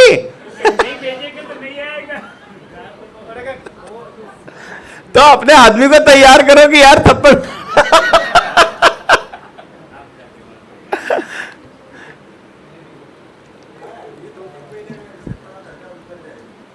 है? कर्जा उतर गया। 6 महीना अंदर रहो, सारे का सबका कर्जा उतर गया। ऊपर से व्यवस्था का जो डर है वो खुल रहा है सारी पब्लिक का। कोई टेंशन खत्म यार, कोई दिक्कत ही नहीं है, तुम लड़ो बिंदास होकर के, हम खड़े हैं। जिस दिन ये अभी पहली हमारी 1,000 लोगों की लिस्ट जारी होनी बाकी है अभी, क्योंकि वो 5-4 लोगों की फिर बेईमानी सामने आ जाती है, तो हम अंदर ही अंदर उनका पद्मा का इनको निकालो अभी फिलहाल। पहले जो बाद में जोड़ लेंगे, पहले ये 1,000 लोग, हमारा पहला आदमी ऐसा सॉलिड होना चाहिए कि यार ये लोग जो है ना, इनके लिए मरने में भी कोई दिक्कत नहीं है। फिर तो ये व्यवस्था गांव को, हम ये व्यवस्था फिर गांव को दे देंगे ना। भाई तुम ये व्यवस्था अपने गांव में क्यों नहीं कर सकते? पहले मुझे ये बताओ, गांव में कितना नौजवान है? 5,000 आदमी तो गांव में होता ही है ना। हर आदमी के जिम्मे एक चीज लगा दो, 20 रुपया हिस्से में आता है यार 1 लाख बनने में। 20 रुपया है? गांव की लड़ाई लड़ते हुए अगर जेल जाना पड़ता है तो एक आदमी को 20 रुपया लगता है। कुछ भी नहीं है, सिर्फ आप सामूहिक जीवन जीना भूल गए हो, इसीलिए दिक्कत आ रही है। मैंने अपने गांव में पता किया, जब मेरे गांव की रिसर्च की मैंने, तो 44 करोड़ रुपया, 44 करोड़ रुपया 1 साल का इंश्योरेंस कंपनियों को प्रीमियम जाता है मेरे गांव से। मैंने बोला 5 साल में कितना दे लिया तुमने? 220 करोड़ 5 साल में। मैंने कहा कितने लोगों को फायदा हुआ? क्योंकि एक्सीडेंटल डेथ में बीमा मिलता है। हमारे गांव में 5 साल में एक भी एक्सीडेंटल डेथ नहीं हुई, तो 220 करोड़ रुपया गया कंपनियों के पास। मैंने बोला अब हम एक काम करते हैं, और बीमा कितना होता है? 10 लाख का, 5 लाख का, 8 लाख का। मेरे गांव में 1800 घर हैं। मैंने बोला तुम एक काम करो, एक्सीडेंटल डेथ या फिर घर में कमाने वाले की डेथ के नाम का 1000 रुपया अपने घर के गुल्लक में रखो महीने का। 1000 रुपया महीना कोई ज्यादा अमाउंट है क्या? कंपनी को नहीं देना, जनता सरकार मोर्चा को नहीं देना, देवेंद्र बल्हारा को नहीं देना, पुनीत को नहीं देना, बाबूभाई को नहीं देना, किसी को नहीं देना। 1000 रुपया आपने अपने पास रखना, आपने अपने पास, सबने अपने अपने घर में 1000 रुपया महीना रखना है। बाय चांस किसी बंदे की डेथ हो गई और जो घर में कमाने वाला था उसकी डेथ हो गई, क्या 13वीं के दिन हम सब लोग अपने अपने घर से गुल्लक से 1000 रुपया निकाल के उसके घर दे के आ सकते हैं? यार उसका तो आदमी चला गया यार, 1000 रुपए देने में हमारी क्या दिक्कत? और वो बचाया हुआ हमने इसलिए था। तो एक आदमी 1800 घर हैं, 1000 रुपया महीना, 18 लाख रुपए का बीमा 0 रुपए इंस्टॉलमेंट में हो सकता है प्रत्येक व्यक्ति का। नहीं होता? अगर 13वीं के दिन 18 लाख रुपया उसके घर पहुंच जाए, वो अपने बच्चों को पढ़ा लेगा उसका परिवार? कमाने वाला आदमी चला गया तो क्या नहीं हो सकता? किसी कंपनी को इंस्टॉलमेंट गई, नुकसान किसी का हुआ? क्योंकि यदि आप वो 1000 रुपया देते हो तो आपका भी 18 लाख का बीमा हो रहा है। और आपने वो 1000 रुपया ऐसे ही नहीं दिया फ्री फंड में, किसी की जान गई है तो हमने सहयोग रूप में 1000 रुपया दिया है खाली। पॉसिबल है? ये प्रैक्टिकल सॉल्यूशन है। ये कंपनियों को उसी दिन कितने लाख करोड़ रुपए का नुकसान होना चालू हो जाएगा जिस दिन आप ये कर दोगे। सिर्फ जगाने की तो बात है ना, सिर्फ जगाने की बात है। नंबर 2, सरकारी स्कूल की इमेज खराब है। किस वजह से? क्योंकि सरकारी स्कूल में मास्टर जी पढ़ाते नहीं है। नंबर 2, सरकारी स्कूल के टॉयलेट ठीक नहीं है। नंबर 3, सरकारी स्कूल में मिड डे मील मिलता है तो मां कहती है मेरा बच्चा वहां खाना खाने नहीं जाता है। अब मैं आप गांव वालों से पूछता हूं, मेरे गांव की इमेज खराब है, मुझे गांव का टॉयलेट ठीक करना है। गांव में 1800 घर हैं और मुझे उसकी टॉयलेट ठीक करने के लिए ज्यादा से ज्यादा कहूं तो 2.25 लाख रुपया लगता है। तो एक घर के हिस्से में मात्र 10 रुपए आते हैं। क्या आप देने के लिए तैयार हो? 100 रुपए आते हैं। 100 रुपए एक घर दे सकता है? 100 रुपए एक घर देगा तो टॉयलेट ठीक हो जाएंगे। जितनी है, जितनी चाहे संगमरमर की बना लो यार, है ना? वो तो क्योंकि हमने जिनको ठेकेदार बनाया वो खा जाते हैं, लेकिन जब गांव शामिल होगा फिर खाने की किसी की हिम्मत नहीं होगी। गांव शामिल नहीं है इसलिए होता है। ठीक है बात? अब दूसरा सवाल ये हो गया। अब मैं गांव वालों से एक रिक्वेस्ट कर रहा हूं कि इमेज खराब होती है मिड डे मील की वजह से। हम एक काम कर लेते हैं गांव वालों, जितने लोग अपने बच्चों को आधी छुट्टी में घर पे खाना खिला सकते हैं, भाई घर में दिन में रहती है माँ जिनकी, भाई सुबह बना दो, दोपहर को रखी मिलेगी, खा के चला जाएगा बच्चा, कोई दिक्कत नहीं है। घर में जो हमारे अनाज की बासी रोटी है, इवन जैसे हम बाजरे की रोटी बनाते हैं, तो बाजरा तो 3 दिन बाद भी खा लो, बाजरे की रोटी को तो 2 दिन बाद भी खा लो, वो खराब नहीं होती है बासी, और वो नुकसान नहीं करती है, उल्टा हाजमे को बेटर करती है।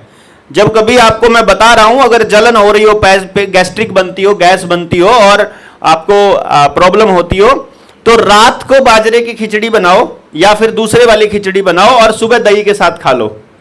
सुबह दही के साथ 3 दिन में गैस्ट्रिक खत्म। रात की बासी रोटी सुबह पहली खा लो दही के साथ, आपकी गैस की प्रॉब्लम खत्म। तो ये मेडिसिन है बेसिकली। कहीं आप लोग ये सोचते हो कि ये बासी रोटी बच्चों को नहीं खिलानी चाहिए, ऐसा गलत लोगों को दिमाग में प्रचारित कर दिया। ठीक है, अब मैं आपसे ये पूछ रहा हूं कि जो लोग गांव में खिला सकते हैं वो ठीक है, बाकी के बच्चों के भोजन का इंतजाम हम लोग गांव के मंदिर में मिल करके गांव वाले कर लिया करेंगे। और मुझे लगता नहीं है, क्योंकि मैंने कैलकुलेट करके देखा है कि 1000 आदमियों का खाना अगर हमें खाना है और सामूहिक रूप से हो रहा है तो लाख रुपए के सामान में दौड़ के आराम से हो जाता है ना? क्यों? तो यहां पर अगर हम खाना खिला रहे हैं अपने स्कूल के बच्चों को, तो मुश्किल से 5 से 10 रुपया पर डे का हिस्सा में आएगा। 5 से 10 रुपया है, अपना बच्चा ही खा रहा है अपने ही गांव के स्कूल में, और वो इस तरह का होगा कि कोई बाहर का आदमी भी आके खा रहा है तो आराम से खा सकता है वहां पे। आप बताओ इसमें तैयार कौन कौन हो सकता है? रेडी है ना सारा गांव? किसी को प्रॉब्लम ही नहीं है भाई। आज प्रॉब्लम सबसे ज्यादा क्या आई हुई है दोस्तों? विश्वास की, कि जो आदमी सामने से माइक पे बोल रहा है उस पर ट्रस्ट नहीं है लोगों को। हम यहां मोर्चे के लोग हैं इसलिए ट्रस्ट कर रहे हैं, इसलिए आप लोग हाथ खड़ा कर रहे हो। गांव में जाकर बोलोगे सबसे पहले कोई नहीं बनाता भाई, कोई नहीं खिलाता, सब पैसा खाने के लिए आते हैं, सब ऐसा कर रहे, वो सब ऐसा बोलेंगे जब आप गांव में जाओगे। लेकिन वो कितनी बार बोलेंगे? आपको क्या लगता है कि जब हम पहली बार निकला होगा मैं 2016 में, तब मेरे ऊपर ऐसे ही ट्रस्ट करते होंगे लोग? देखा था ना, कोई ट्रस्ट नहीं करता था, क्योंकि ट्रस्ट करने का रिवाज ही नहीं था हमारे समाज में। धोखा हुआ है ना हर बारी, तो अब वो धोखा हुआ है, उसको हमें इतना तो मतलब उसको बेनिफिट ऑफ डाउट देना पड़ेगा। यार उस बंदे के साथ धोखा हो रखा है, तो वो 2-4 बार अगर हमें गाली दे दे, 2-4 बार हमें बुरा सुना दे, हमको भला बुरा कह दे, हमें बुरा नहीं मानना है, क्योंकि वो किसको गाली दे? जिसने धोखा दिया वो तो भाग गया और उसके पास कोई गाली सुनने वाला भी नहीं है। तो हम लोग ये मानकर चले कि जब समाज का काम करने चलेंगे तो शुरुआत में हमको खूब सारी गालियां पड़ेंगी। अपन घर से ही मान के चले कि आज कहां चले, घर वाली बोले कहां चले, तो हमने को ये बोला गालियां खाने जा रहा हूं। अगर नया ट्रेंड ये बना ले हम गालियां खाने का, तो एक दिन तो आएगा ना जब गांव वाले ट्रस्ट करेंगे कि नहीं यार बंदा बात तो ठीक कह रहा है, इसकी सुनने में क्या जाता है। इतना सा सब्र अगर हमारे पास हुआ, मैं आपको यह बता रहा हूं कि ज्यादा समय नहीं लगेगा। अभी मैंने 4 साल की इस यात्रा में एक चीज नोटिस किया, लगातार बोलते रहने का क्या फायदा हुआ कि मेरी आवाज जो है वो बहुत दूर तक चली गई, आसपास के लोगों तक। अब मैंने जिला वाइज मीटिंग करनी चालू करी है, तो मेरे पास हर जिले में 100-125 अब नए लोग आ रहे हैं, नए लोग। तो मैंने कहा कि मैं अगर एक मीटिंग करूं पूरे स्टेट की, तो आप लोग आओगे 50-50 लोग। तो वो सारे लोग तैयार हो गए। मैंने कहा जिले में से 50 लोग मुझे चाहिए, एक जिले से, और 22 जिले हैं मेरे पास, 1100 आदमी हो जाएगा ना? 1100 आदमियों की 3 दिन की मीटिंग करूंगा अभी मैं हरियाणा में बड़ी जल्दी। 1100 लोगों की 3 दिन की मीटिंग, और उसके बाद उनकी जिम्मेदारी लगाऊंगा। 7000 गांव हैं और 1000 लोग मान लेता हूं, 1100 को माइनस करके 1000 बोल देता हूं। 1000 लोगों में अगर 7000 गांव बांटने हो तो एक जने के हिस्से में कितने गांव आते हैं? 7 गांव ना। 7 गांव करना कितना मुश्किल है? 7 दिन अपनी जिंदगी के समाज को देना मुश्किल काम है क्या? हफ्ते में 1 दिन भी दो तो 7 हफ्ते में निपट जाएगा, और अगर 1 हफ्ता दे दो तो 1 हफ्ते में निपट जाएगा। यानी मेरा पूरे हरियाणा के 7000 गांवों में हमारी बात लेकर पहुंचने वाले और वहां से टीम तैयार करने वाले योद्धा अब तैयार हैं, 2 महीने में तैयार हो जाएंगे। लेकिन इसके लिए मैंने सब्र किया 4 साल तक, 4 नहीं 9 साल किया वैसे, पर मोर्चा बने हुए 4 साल अगर मान के चलो तो 4 साल इंतजार किया है तब के, कि कोई दिक्कत नहीं है, हम कोई कुछ भी कहे हम बोलते रहेंगे, हम बोलते रहेंगे, हम बोलते रहेंगे। आप लोग आज बोलना चालू करोगे, आज अपनी यात्रा को शुरू करोगे, तो आपकी यात्रा के ऊपर यकीन करने वाले लोग आपको 3 साल बाद मिलेंगे। दुकान है किसी की आप में से, बिजनेस या दुकान कुछ भी हो, हाथ खड़ा करो। अब आप दुकान वाले क्या बोलते हैं? लाला जी आपके पिताजी से ली थी क्या आपने दुकान? आपने करी थी। तो दुकान जब हम खोलते हैं तो किसी ने अपने पिताजी से भी ली थी? नहीं, सबकी अपनी है। अब मैं आपको ये बता रहा हूं, जस्ट आपने सुना भी होगा पहले, कि कोई भी बिजनेस का प्रोबेशन जो पीरियड है वो 3 साल का मान के चलते हैं। गलत है कि सही है? सही है ना, कि हैं? 1000 दिन। हाँ, तो 1000 दिन होता है। अपने तो 1000 दिन अभी हुए, आज ही 26 तारीख को हुए हैं।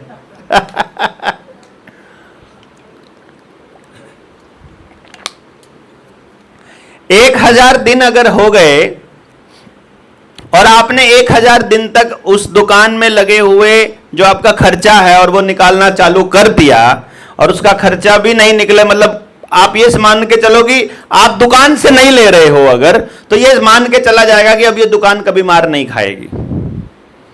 बहुत सारे लोग जो भी दुकान खोलते हैं लगभग 3 साल से पहले वो अपनी दुकान बंद करके चले जाते हैं, क्योंकि उनमें इतना सब्र नहीं होता।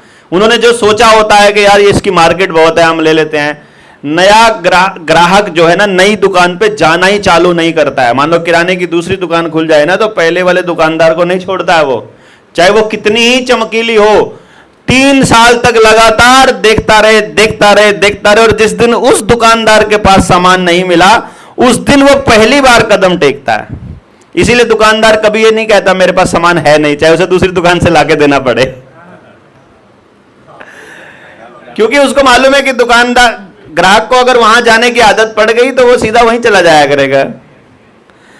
ये कितना कमाल की चीज है कि आप सब लोग जब समाज का काम करने के लिए इस मुद्दे पर बाहर निकलोगे तो आपका इंतजार भी 3 साल का रहेगा। हाँ, हमने जो मेहनत की है पिछले 4 साल, 5 साल, 9 साल, 2016 से मैं निकला हूं, उस मेहनत को, उस क्रेडिबिलिटी को मैं आपको दे सकता हूं, क्योंकि मुझे देखते हुए लोगों को 9 साल हो गया है, आप लोगों को भी 4-5 साल हो गया है।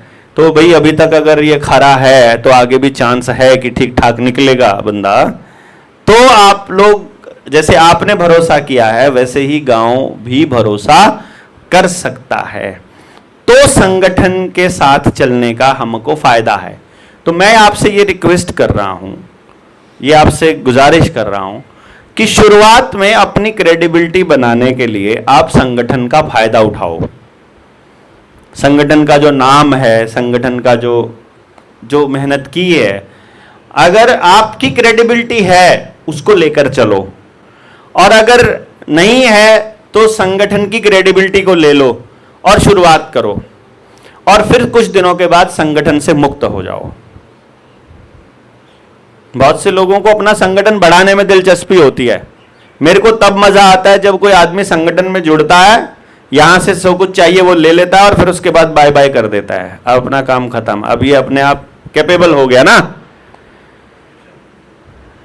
आपके साथ में ऐसा ही हो रहा है कि जैसे आपसे यहाँ पे जो रुपये का मुद्दे से लोग सीख जाते हैं, एक अपने ललित करके एडवोकेट है, ललित करके, एक नहीं है, ऐसे ऐसे बहुत हैं। एक का नाम तो मुझे पता चला इसके लिए। ऐसे बहुत हैं जिन्होंने यहां से मुद्दे को समझा और फिर उन्होंने दुकानदारी चालू करी। ऐसे भी बहुत हैं जिन्होंने यहां से मुद्दे को समझा और इंडिपेंडेंट काम चालू किया। जिन्होंने दुकानदारी चालू करी वो दोबारा कभी नजर नहीं आए मोर्चे में, और जिन्होंने अपना इंडिपेंडेंट काम शुरू किया उनके साथ हम खड़े हुए। मतलब उनसे हमको कोई नाराजगी नहीं है, उनसे हमको कोई गुस्सा नहीं है, हम चाहते ही हैं कि वो इंडिपेंडेंट हो। क्योंकि देखो, अगर आप सारे लोग जनता सरकार मोर्चा का नाम लोगे तो इल्जाम हम पे ही आएगा कि ये तो बलारा की बात कर रहे हैं, कोई फायदा नहीं उसका। आप सारे लोग जितने खड़े हो 150 संगठन बना लो, आप करो मैं फलानी मुक्ति मोर्चा का राष्ट्रीय अध्यक्ष, आपको मैं फलानी मतलब इस संगठन का इस है ना राष्ट्रीय अध्यक्ष, आप सारे राष्ट्रीय अध्यक्ष हो जाओ और आप कहो अपनी इंडिपेंडेंट आवाज में सेम बात कहो, फिर समाज क्या सोचेगा, यार ये वाला आदमी भी यही बोल रहा है, ये भी यही बोल रहा है, और वो मोर्चे वाले भी यही बोल रहे हैं, बात ठीक ही होगी है सबकी बात। फिर वो अलग लोगों की बात ठीक हो रही है, फिर उनके पास अलग एंगल से आ रहा है। अगर आप भी जनता सरकार मोर्चा का ही नाम लोगे तो नुकसान है समाज का। वो एक ही व्यक्ति का नाम आएगा खाम खाई कि तो बलारा वाली बात कर रहा है। अपन बलारा वाली बात को काटो ना, बलारा को बीच से निकालो, बात समझ में आनी चाहिए ना गांव वालों को। तो हमारा जो मेन मकसद है, और फिर अगर आप बलारा वाली बात कहोगे, मोर्चे का नाम लोगे, तो मोर्चे का तो सरकार का एजेंसी की नजर आएगी कि ये मोर्चा कितना बड़ा है, कौन कौन लोग हैं। और अगर आप अपने संगठन की बात करोगे तो आपके संगठन बोलेंगे इसका संगठन कितना बड़ा है, कि इसका संगठन तो इतना बड़ा, 50-100 लोग हैं, हाँ चल छोड़ रहे हैं, तो इसको कौन पूछता है इसको। फिर कोई टेंशन नहीं है सरकार सिस्टम को भी आपसे कि 50-100 लोग हैं, ये ऐसे ही अपना भौंकते रहते हैं, कोई दिक्कत नहीं है। लेकिन कोई ये नहीं पता है कि पेनिट्रेशन कितने लेवल तक हो रहा है हमारा, अंदर ही अंदर पूरे समाज में हम लोग घुसते चले जाएं, जड़ों में, नीचे। ये रास्ता बहुत बड़ा, मतलब बहुत प्रभावशाली है और बहुत शानदार है। भाई जिनको नाम चाहिएगा, पद चाहिए, आप लोगों से इकट्ठा करके आपका फायदा उठाना होगा, उसी आदमी को तो अपना नाम चमकाने की चिंता है। जिसको काम की चिंता है कि काम होना चाहिए यार, किसी नाम से हो जाए, उसको क्या दिक्कत है आप क्या नाम लेके यूज कर रहे हो। तो हमको कोई दिक्कत नहीं है आप किस नाम से काम करते हो, आप किस संगठन से हो, आप कैसे हो। जैसे वो अनूप मंडल वाले हैं अपने साथी आए हुए ना, वो बोलते होते हैं कि आप हमारा ही काम कर रहे हो, है असल में तो हम उन्हीं का काम कर रहे हैं। इस षड्यंत्र को वो लोग बोलते बोलते थक गए, उनको कोई सुनता नहीं अनूप मंडल वालों को। क्यों? अनूप मंडल वाले क्या करते हैं, बाप जी ने जिस भाषा में बोला है वो उसी को मतलब रिपीट करते हैं। तो लोग क्या सोचते हैं, बाप जी की भाषा बोल रहे हैं। होना क्या चाहिए था, मौजूदा हालात के हिसाब से हमें बाप जी की बातों को आज के परिप्रेक्ष्य में बताना चाहिए था। वो गलती कर गए वो, तो इसीलिए उनका काम हम कर रहे हैं, क्योंकि हम बात वही बोल रहे हैं जो बाप जी कह के गए हैं, लेकिन हम मतलब नया फ्लेवर, आज का फ्लेवर लगा के बता रहे हैं। जो बाप जी कह के गए कि हमको अपनी व्यवस्था बनानी पड़ेगी, हम कह रहे हैं हम अपना इस तरह का व्यवस्था हम बना रहे हैं। तो अल्टीमेटली आप किसी आर्य समाजी से पूछोगे, उसको भी ये लगेगा कि हम लोग उनकी बात कर रहे हैं। आप पूछोगे ना, तो अब उनको लगेगा यार ये बात तो वही सिद्धांत की, प्रकृति की, सत्य की, उन्हीं की बात कर रहा है। तो आर्य समाजी को लगता है कि ये हमारा काम कर रहा है? और कोई दूसरा गुरुकुल वाला है, वो हम गुरुकुल का जिक्र ही कर रहे हैं, गुरुकुलीय व्यवस्था का भी हम जिक्र कर रहे हैं। गांव की परंपरा को बनाने का जो जैन साधुओं का जो सपना है, हम उसकी बात भी कर रहे हैं। आर्यग्राम बनाने की वो बात करते हैं कि गांव के आधारित व्यवस्था होनी चाहिए और मशीनों पर कम से कम हम लोगों को निर्भर रहना चाहिए, उस पर भी हम लोग बात कर रहे हैं। तो वहाँ उनकी भी बात हो रही है। आप बिना किसी की परवाह किए कि चिंता ना करो कौन क्या कहेगा, सत्य की बात करो, हम बुद्ध की भी बात कर रहे हैं? हमारे मौलिक अधिकारों की रक्षा हमको करनी है और हम अपने इसकी रक्षा के लिए किसी भी हद तक जाएंगे तो हम बाबा साहब भीमराव अंबेडकर की भी बात कर रहे हैं। हम अपने रुपये को, भारतीय परंपरा को, भारतीय रुपये को जिंदा करना चाहते हैं और रुपये का शासन चाहते हैं, डॉलर का नहीं चाहते हैं, तो हम सुभाष चंद्र बोस की भी बात कर रहे हैं। हम सबको बराबर समान अधिकार देने की बात करते हैं, तो तब लगता है कि ये तो भगत सिंह वाली बात भी है कि पूंजीवाद से पीछा छुड़ाने की बात कर रहा है, तो ये भगत सिंह की बात भी कर रहा है। तो हम समाज के किसी तबके को छोड़ने की बात कर ही नहीं रहे हैं। हम समाज के ऐसे कि भैया हम लोग ही सत्य हैं, इस बात को भी हम लोग सबसे आगे नहीं अड़ा रहे हैं। हम क्या कह रहे हैं कि आप गुजरात में हैं, मैं हरियाणा में बैठा हूं, ना मैं रोज रोज यहाँ आ पाऊंगा, ना आप लोग रोज रोज यहाँ आ पाएंगे, पर जहां आप हैं वहां रहकर क्या किया जाए, इस तरह की व्यवस्था तो आप कर ही सकते हो ना, है ना? तो हम जो लड़ाई लड़ रहे हैं, हम जो बात कर रहे हैं, वो ये कर रहे हैं कि भाई आप जहां हो वहां रहते हुए आपको लोगों को जगाने का प्रोसेस कंटिन्यू करना पड़ेगा। और इसके अलावा मुझे कोई दूसरा रास्ता नजर नहीं आ रहा, क्योंकि ज्ञान युद्ध में ज्ञान ही इंपॉर्टेंट है। और ज्ञान जो है वो बताने से नहीं आता। यहां जो मैं खड़ा हूं, यहां जो मैं आपको दे रहा हूं, ये जानकारियां हैं, ये इंफॉर्मेशन है, ये ज्ञान नहीं है। ज्ञान अपने आप आता है, वो अपने आप आए इसके लिए हमें अपनी बुद्धि को, अपने विचारों को, अपने शरीर को, अपनी आत्मा को एक लय में, एक सुर में लाना पड़ेगा। उसके लिए हमें तैयार होना पड़ेगा, तो ज्ञान आ जाएगा। करना क्या है वाला।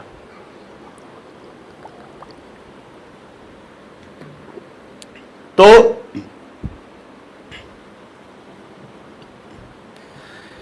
अब इस परंपरा को आगे बढ़ाएं। अगर हमने गांव की एजुकेशन सिस्टम के ऊपर बात कर लिया, पॉसिबिलिटी है ऐसा स्कूल बनना। देखो, यदि आपको जानना है कि ऐसा स्कूल कैसे बनेगा, आपके गांव में कैसे बनेगा, आप अपने बच्चों के लिए कैसी शिक्षा आपको चाहिए और वैसे शिक्षक कैसे तैयार करने पड़ेंगे, तो आपको वो एजुकेशन वाली ट्रेनिंग करनी पड़ेगी। कोई रास्ता नहीं है, क्योंकि आज के टाइम पर उसके अलावा और तो कोई नहीं आदमी इस पे बात कर रहा है। वो एजुकेशन की ट्रेनिंग एक बार आपने कर ली और उसके नोट्स वैसे बना लिए जैसे मैं कह रहा हूं, आपकी 80% समस्याएं बच्चों को लेकर ऑन द स्पॉट खत्म हो जाएंगी। आपने उस पर काम करना चालू कर दिया तो 20% जो रह गई वो सामूहिक है, वो आप अकेले कभी भी दूर नहीं कर सकते। जो 20 से 30% समस्या बचेगी ना, उसके लिए आपको समूह की, समाज की ही आवश्यकता पड़ेगी। उसी के लिए हम लोग फिर इकट्ठा हुए हैं कि जो परिवार के लेवल पर आप ठीक कर सकते हो वो आप कर दो, बाकी जो समाज के लेवल पर करना होगा उसके लिए तो हम इकट्ठे हो ही रहे हैं। तब आपको और समाज भी इसी रास्ते पर जगाना पड़ेगा।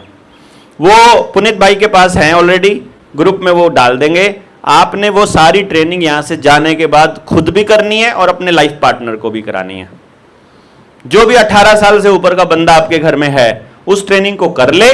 ये समझो उसकी जिंदगी की, मतलब चाहे रिलेशनशिप को लेकर, फैमिली को लेकर, बच्चों को लेकर, माँ बाप को लेकर, भाइयों को लेकर, रिश्तेदारों को लेकर जो इश्यूज क्रिएट हो रहे हैं उनमें से 80% का सोल्यूशन आपको उस ट्रेनिंग में मिलेगा। सबको जितनी प्रॉब्लम्स हैं सब दिया उसमें, कुछ नहीं करना आपने, सिर्फ उसको सुनना है। नोट्स कैसे बनाने, कैसे भेजने, सब दिया हुआ है उसमें। 13 नहीं, अब एक हमने उसको 13 को घटा के हमने 11.25 घंटे की बना दी है। एक 10 घंटे 50 मिनट के आसपास की बना दी है। हाँ, 11.25 घंटे की है तो उसको बना दिया है। वो करके देखो आप, वो आपको सब कुछ मिल जाएगा उसमें। स्कूल का हमारा गांव है, यानी समझ लो कि 150 घर का गांव है, तो स्कूल कहाँ से लाएंगे सर? सरकारी स्कूल तो बंद हो गए था, अगर वो व्यवस्था अगर टीचर होती है तो स्कूल का ढांचा कैसे मिलेगा? देखो, आपने कहा सरकारी स्कूल बंद हो गया, सरकारी स्कूल की जमीन वही है, ताला ही तो लगा हुआ है, ताला ही तो खोलना है। स्कूल की जमीन किसकी है? वो नहीं पता है। गांव वालों की जमीन है। अगर वो सरकार ने अपने नाम कर रखी है, वापस ले आओ, क्लेम कर दो। कैसे लाना है तो बताएंगे ना, तभी तो इकट्ठे हो रहे हैं। और किस लिए हो रहे हैं? मैं अपने गांव की नहीं ला पाया हूं अब तक। तो आपको इकट्ठा करने का पीछे यही पर्पज है कि आपके वाले गांव की भी बचानी है, मेरे को अपनी भी तो बचानी है भाई। इकट्ठी बचाएंगे, चिंता ना करो। वो पहले देख तो ले कि इतने लोग हो गए हैं कि यहां से ऐलान का कुछ होगा। अभी तो गांव वालों को बोल करके अपना ताला खुलवा के अपने बच्चों को वैसे कर लेंगे। पहले तो गांव वालों को इस बात के लिए तैयार करना होगा।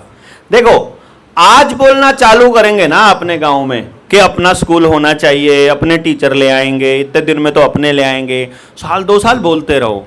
साल एक के बाद में ना, 2 साल के बाद कोई ना कोई आदमी ना आपको गांव वाला ऐसा बोल देगा, करता कुर्ता कुछ है नहीं, सारा दिन बोलता बोलता रहता है। उस दिन आपकी नंबर आएगा, ठा अब आए ना ऊंट पहाड़ के नीचे। उस दिन बोलना मैं क्यों करूं, मेरा काम थोड़ी ना है ये, मेरे को स्कूल से कुछ कमाना थोड़ी है, मेरे को क्या निकालना है स्कूल से। जितना मेरा काम है उतना ही तेरा भी तो है, जितना तेरा है उतना इसका भी तो है, उतना इसका भी तो है। ये क्यों नहीं आते हैं? आप बात तो करो कम से कम, क्योंकि रिएक्शन आ जाए बस किसी का। मैं तो बड़ा खुश होता हूं सोशल मीडिया पे ना, अगर कोई आदमी हमको दे रहा है, देखो कोई लॉक्ड प्रोफाइल वाला या जिसके प्रोफाइल में भगवान की फोटो है या ऐसा कोई है, वो ऐसा कोई व्यक्ति है, वो तो किराए का है, उसकी तो फालतू चिंता करनी नहीं होती, ठीक है। वो तो बीजेपी IT सेल का आदमी होता है। अदरवाइज कोई व्यक्ति अगर सच में असली प्रोफाइल है उसका और वो अपने सोशल मीडिया पे कुछ लिखता है और वो हमारे कमेंट में हमें नेगेटिव लिखता है, तो उस दिन हमारे को बहुत मजा आता है कि इस आदमी ने अगर नेगेटिव बोला है ना, मतलब आदमी सोचता है। अभी अगर उस एंगल से सोच रहा है, जिस दिन इसको ये वाला एंगल दिख गया उस दिन ये इस एंगल से सोचेगा। अगर सोच भी रहा है और बोल भी रहा है, ऐसा ही आदमी तो चाहिए बोलने वाला ही। तो विरोधी जो है वो सबसे प्यारे लगते हैं हमको, ठीक है ना। उनका तो ये लगता है हाँ ये आया बढ़िया, फिर मैं जान के उसको थोड़ा सा और मतलब ऐसे ऐसे बात बोल देता हूँ कि उसको और चिंगरी सी लगे और लिखे वो वहां पर कि लिख एक बारी खुल के देखते हैं कितना आएगा, तो देखते हैं। तो वो उनके साथ बेचारों के साथ हम खेलते रहते हैं। यही काम आपको गाँव में करना है। बोलते जाना है, बोलते जाना है, बोलते जाना है, बोलते जाना है। जिस दिन करने की बारी आएगी, अभी हम बोल रहे हैं ना, खाली हम बोल ही रहे हैं, वो कुछ लोग तो बोलने लग गए, बोलता रहता है, कुछ करता है नहीं। क्या करना है? करना क्या है? अगर मेरे मरने से आपकी समस्याओं का समाधान होता हो, लोग कल ही करते हैं बलिदान अपना। और अगर करने से होगा तो मेरे करने से क्या होगा? मेरे हाथ में क्या दिया हुआ है आपने? और मेरे हाथ में दे भी दोगे तो उससे होगा क्या? लोग जिनके लिए करना चाहते हैं उनको तो बात समझ में नहीं आई हुई ना। यहां मान लो आप मुझे शिक्षा मंत्री बना भी दोगे, मैं तब भी हालत नहीं सुधार पाऊंगा भाई, क्योंकि एडमिशन तो गांव के आदमी ने करवाना है, सिलेबस तो गांव के आदमी ने पढ़ाना है, पढ़ाने वाला तो आपके गांव का आदमी है। उनकी जब तक ट्रेनिंग नहीं होगी तब तक वहां शिक्षा मंत्री बिठाने का अपना कोई फायदा नहीं है। यानी कि जहां लास्ट आदमी जब बात को समझ रहा हो, सुन रहा हो, देख रहा हो, रिएक्ट कर रहा हो, वहां से बदलाव चालू होना है। और इसीलिए हमको बहुत बहुत बहुत सारे लोग चाहिए। इसलिए नहीं कि मेरा कोई काम करना है उनको, कि 1 लाख लोगों की भीड़ इकट्ठी करके हमको कोई सरकार गिरानी है या सरकार बनानी है, ऐसा नहीं। बल्कि इसलिए कि जब अहमदाबाद में किसी को अपने गांव के अंदर एजुकेशन के पर्पस के लिए लोग चाहिए और वो कहे कि मुझे इस तरह का आदमी चाहिए, और हम एक आवाज लगा दें कि अहमदाबाद में फलाने भाई को ऐसे ऐसे मानस चाहिए, 1 लाख लोगों में से 10 तो खाली बैठे ही होंगे जो वेट कर रहे होंगे कि चल अहमदाबाद घूम आते हैं, है कि नहीं? अब ना बैठेंगे ट्रेन में, लो अहमदाबाद, बोलो भाई कौन से गांव को निपटाना है, कि लो जी हो गया गांव, शाम तक बोलो अभी बताओ क्या करना है? मैंने देखा है ये, मेरे गांव में मैंने प्रैक्टिकल किया। एक एक घर में गए हम लोग, फिर भी काफी सारे घर रह गए, लेकिन ज्यादातर हमने ये किया कि यार इन 4 में से एक घर कर लो, तो भी हम ये मान लेंगे चारों घर जाए, क्योंकि इन चारों के लोग इकट्ठे बैठते हैं। तब भी मैंने हिसाब लगाया कि मेरे साथियों ने जो समय दिया, सुबह 3 घंटे, शाम को 3 घंटे, किसी ने 15 लोग एक बार आए, 25 लोग एक बार आए, 35 लोग एक बार आए, उनका जब मैंने दिनों का कैलकुलेशन और घंटों का कैलकुलेशन किया, और मैं उसी काम को अकेला करता, और साल में अगर मैं 200 दिन करता, 220 दिन वर्किंग डेज माने जाते हैं साल में, 220 दिन अगर मैं करता तो मुझे 4.5 साल लगते। यानी मैं अपनी नौकरी मानकर करता ना इस काम को, सुबह से लेकर शाम तक डेली 6 घंटे, तो मुझे 4.5 साल लगते अपने पूरे गांव में वो काम करने में जो मेरी टीम के साथियों ने महीने भर में कर दिया। तब मुझे समझ में आया कि टीम वर्क कितना गजब होता है, कितना कमाल होता है। गांव में करना है, 10 गलियां होती हैं एक गांव में, एक बंदे को एक गली सौंप दो कि तुमको ये गली में लोगों को समझाना है, तो 10 लोगों को 10 गलियां एक झटके में होती हैं। वो 10 लोग ढूंढना सबसे पहली प्रायोरिटी है। और इसीलिए हमने ये एक तरीका बनाया कि यार और कुछ नहीं करते हैं, ऐसा कर लेते हैं ना कि अच्छा काम करने वाले लोगों को अच्छा काम करने का कोई अप्रिसिएशन तो मिले, कम से कम इस तरह का अरेंजमेंट तो कर लो। तो ये 1000 लोगों के 1000 परिवार बनाने का, हमको 1000 लोगों का परिवार बनाने का आइडिया आया दिमाग में है। हाँ, वो तो थप्पड़ खा के जेल जाना ये तो एक सिंबॉलिक पार्ट था। बात ये भी थी कि किसी को कुछ हो जाए समाज का काम करते हुए किसी बंदे को, तो हम जिंदगी भर जब तक उनका बच्चा अपने परिवार को संभालने लायक नहीं हो जाता तब भी हम 100 रुपया महीना देंगे उनको। मतलब एक तरह से लाइफ टाइम के लिए इंश्योरेंस है कि अब तो चाहे आप अपना घर का खर्चा जैसे मर्जी चलाते हो, हमें कोई मतलब नहीं, जीते जी हम आपके परिवार में नहीं घुसेंगे।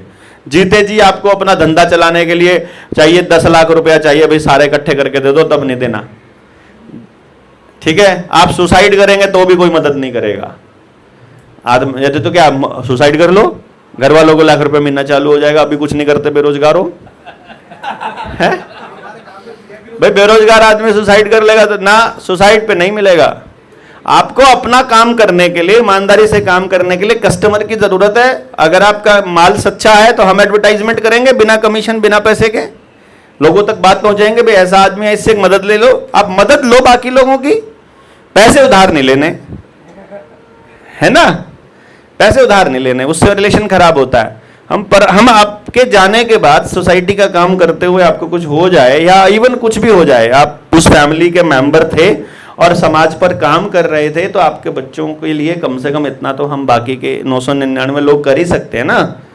और अभी हम 1000 लोग पहली लेयर में हो रहे हैं, क्योंकि देखो एक आदमी अगर बेईमान होगा, और मैंने कह दिया कि भाई अब हम एक व्यक्ति अपनी जिंदगी से 5 ऐसे ईमानदार लोगों को और जोड़ेगा मोर्चे से ही। जैसे आप में से एग्जाम्पल के लिए पहली बार कौन कौन आया आज मोर्चे में, हाथ खड़े करो। अब आप लोग पहली बार आए हो, तो जो लोग पहली बार नहीं आए हैं, यहाँ ऐसे 3-4 लोग हैं, अब वो लोग उस फैमिली में शामिल हैं। पहले से कौन कौन है जो इस मोर्चे में शामिल, कौन कौन है? अब ये देखो, ये हैं 4 और 4 8 लोग हैं। 8 लोग ये पहले से जुड़े हैं। इनमें से मैं मान के चलता हूँ कि मैं इनमें से 8 में से 5 लोगों को उस 1000 की टीम में शामिल कर लेता हूँ। बाकी के 3 लोगों का मुझे भी नहीं पता है, मान लो। अब मैं जिनके बारे में मुझे मालूम है, मैं उनसे पूछूंगा, भाई वो जो 3 रह गए वो कैसे हैं? ये बोलेंगे कि यार अच्छे आदमी है वो, भाई ऐसा जैसा हमने क्राइटेरिया बनाया वैसे है ना, हाँ ऐसे हैं, हो गए। अब पूरे 1000 में हम ये मान के चलें कि 10 आदमी बेईमान एंटर कर गए, मान के चलते हैं। ये 1% का तो आंकड़ा हो ही जाता है ना, 1000 में 10, 1% एरर तो चलता है, 5% तक भी चलेगा, तो 50 तक भी चलेगा, पर हम 10 मान लेते हैं। 10 लोग अगर गलत एंटर कर गए, अब मैं उनको कहता हूं कि मोर्चे के लोगों को आप जानते हो अपने अपने एरिया से, ईमानदार 5-5 लोगों को जोड़ लो। जो 10 लोग थे जो बेईमान थे, वो ईमानदारों को जोड़ पाएंगे? जो पहले ही बेईमान है वो और बेईमानों को जोड़ेंगे ना, 5 को। इसीलिए वो पहली लाइन में हम सोच रहे हैं कि पहली लेयर में कम से कम सारे के सारे वैसे हों जिन पे हम ट्रस्ट करते हो, जो हम पे भी करते हो। ये थोड़ा सा इसलिए समय लग रहा है उसमें कि पहली लेयर 1000 लोगों की थोड़ी सी फुल प्रूफ हो, कि एक आदमी अगर, जैसे ही एक आदमी का लगता है कि ये जानबूझ के किया है, देखो गलती सबसे होगी, सेकंड चांस हर व्यक्ति को मिलना चाहिए, ये मैं मानता हूं, पर जो जानबूझकर किसी से चीटिंग कर रहा है, आदत खराब है जिसकी, ऐसी आदत खराब वाले लोगों को निकालने में 1 मिनट नहीं लगे, इस हालत पे हमें पहुंचना पड़ेगा। पहले ही आदमियों की कमी है जिसके पास, वो क्यों निकालेगा एक आदमी को? यार छोड़ो यार, कम से कम सिर तो दिख रहा है इसका, जहां सिर दिखाने की बारी आए। तो इसलिए उस चीज में समय लग रहा है। और देना भाई, भरना जरा। तो ये एक प्रोसेस है, एजुकेशन की हो गई। अब खेती पे मान लेते हैं। जब तक हमारा अनाज साफ सुथरा नहीं होगा, बिना केमिकल का नहीं होगा, जैसा खाए अन्न वैसा होए मन।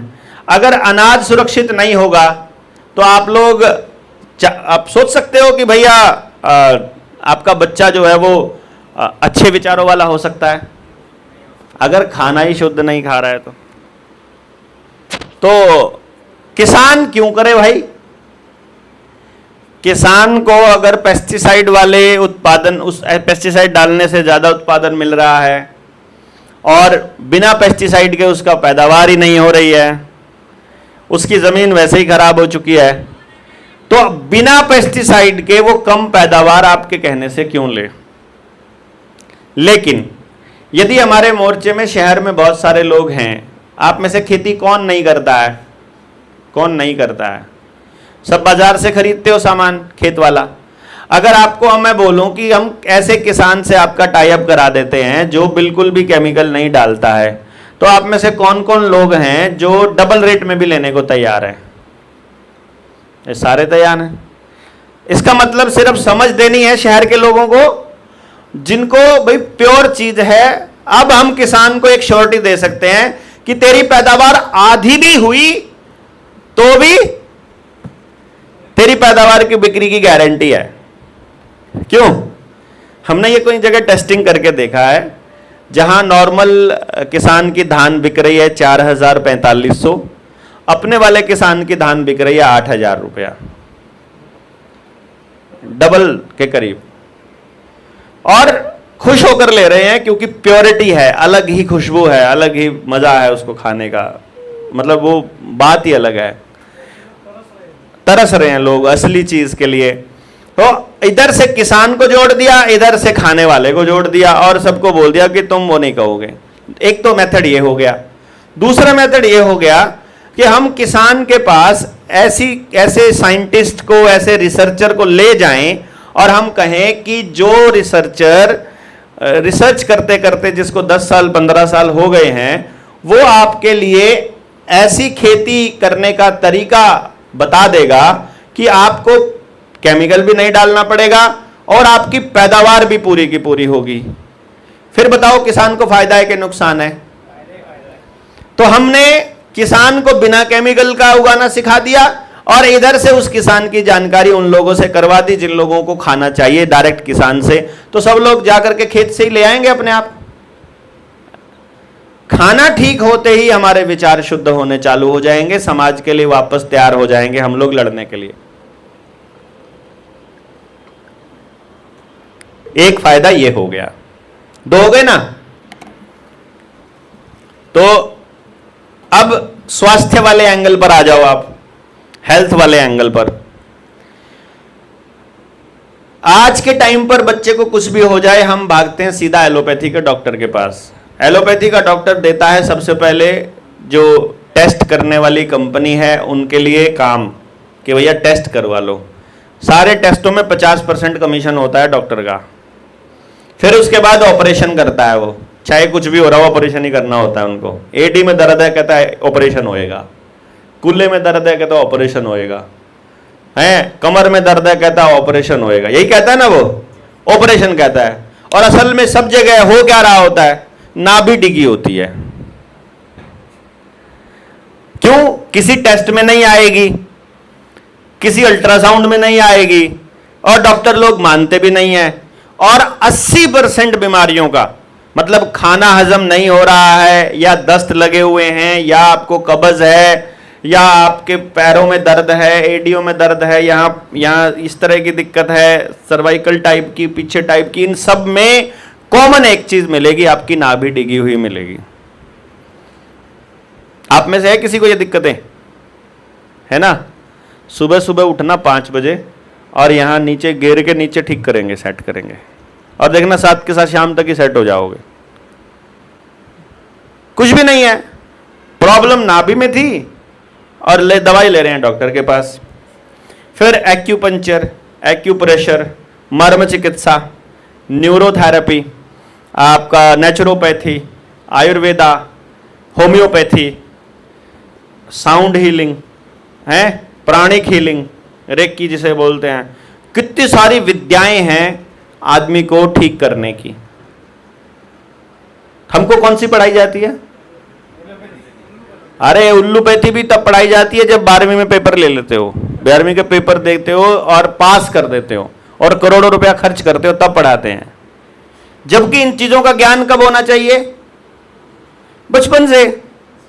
हर मां को पता होना चाहिए छोटी छोटी प्रॉब्लम्स को ठीक कैसे करना है, इन सब चीजों का। तो गांव में हर एक पैथी पर सिखाने के लिए अगर हम लोग मोर्चे वाले साथी आपके गांव में ऐसे वैद्यों के पास आपकी ट्रेनिंग करवा दें, सारे शरीर का ज्ञान हो जाए, सारी बातों का ज्ञान हो जाए, तो फिर भी गांव वालों का इतना ही पैसा लूटने वाला है क्या?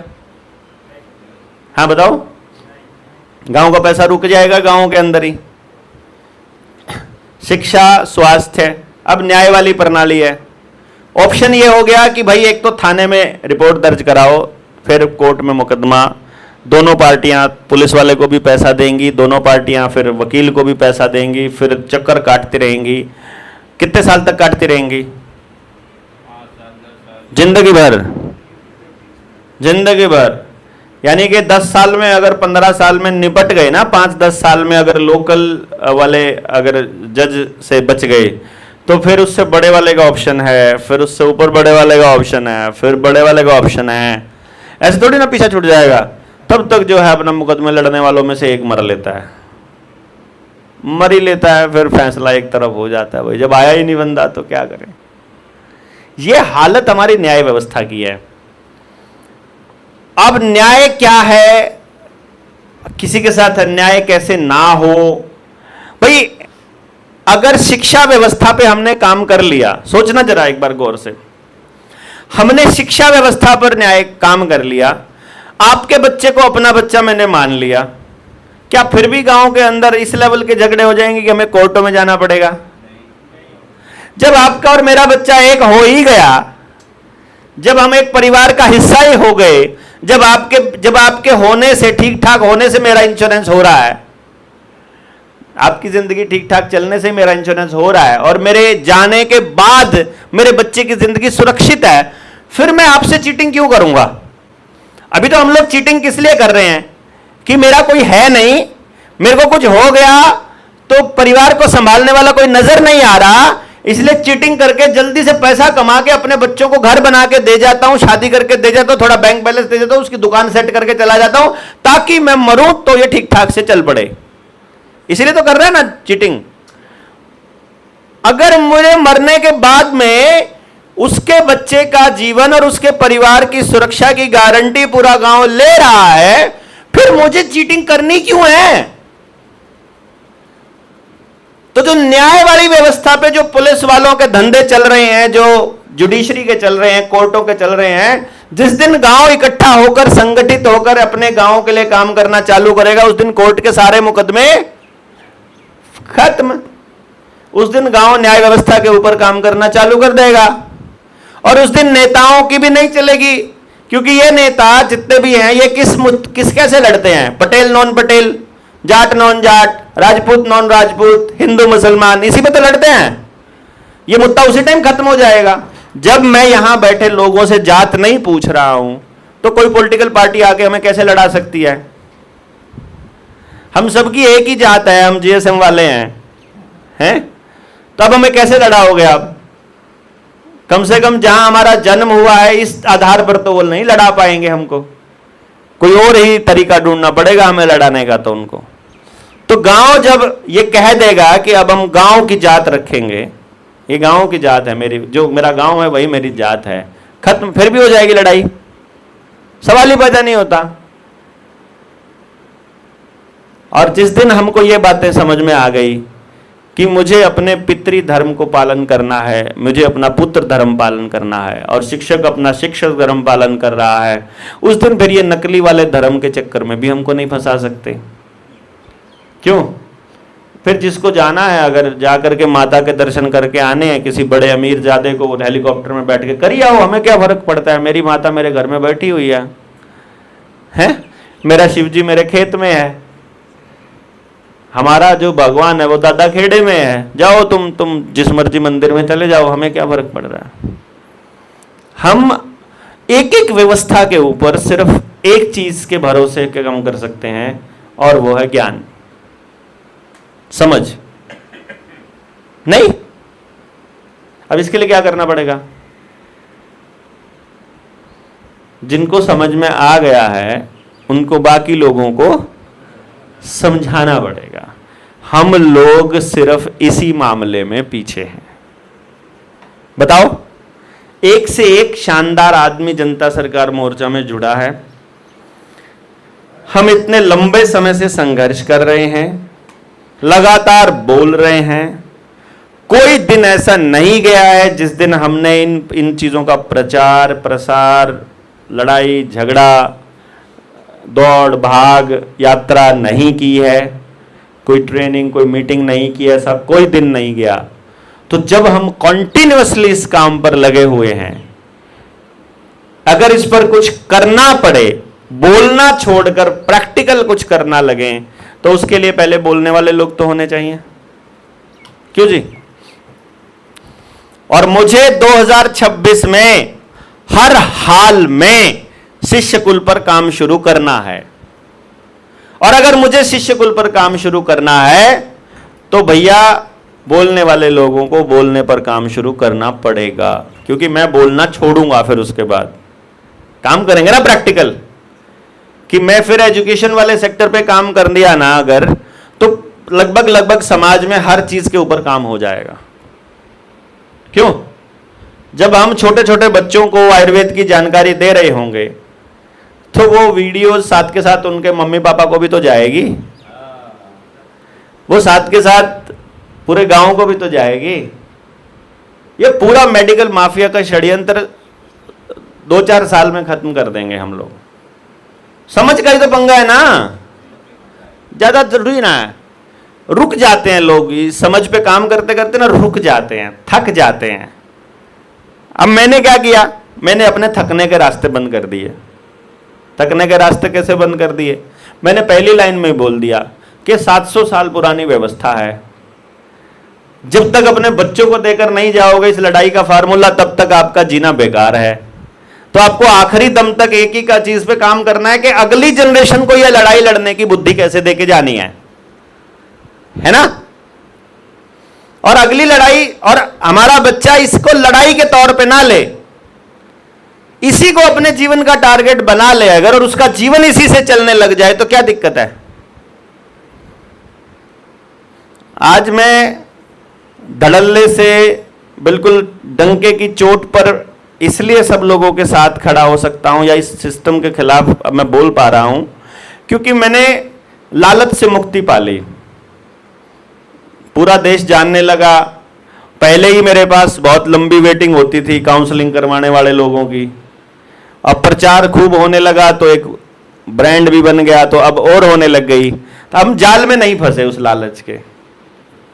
हमको पता है कि नहीं, वो उतना ही चाहिए जितना मेरा घर चल जाए, लेकिन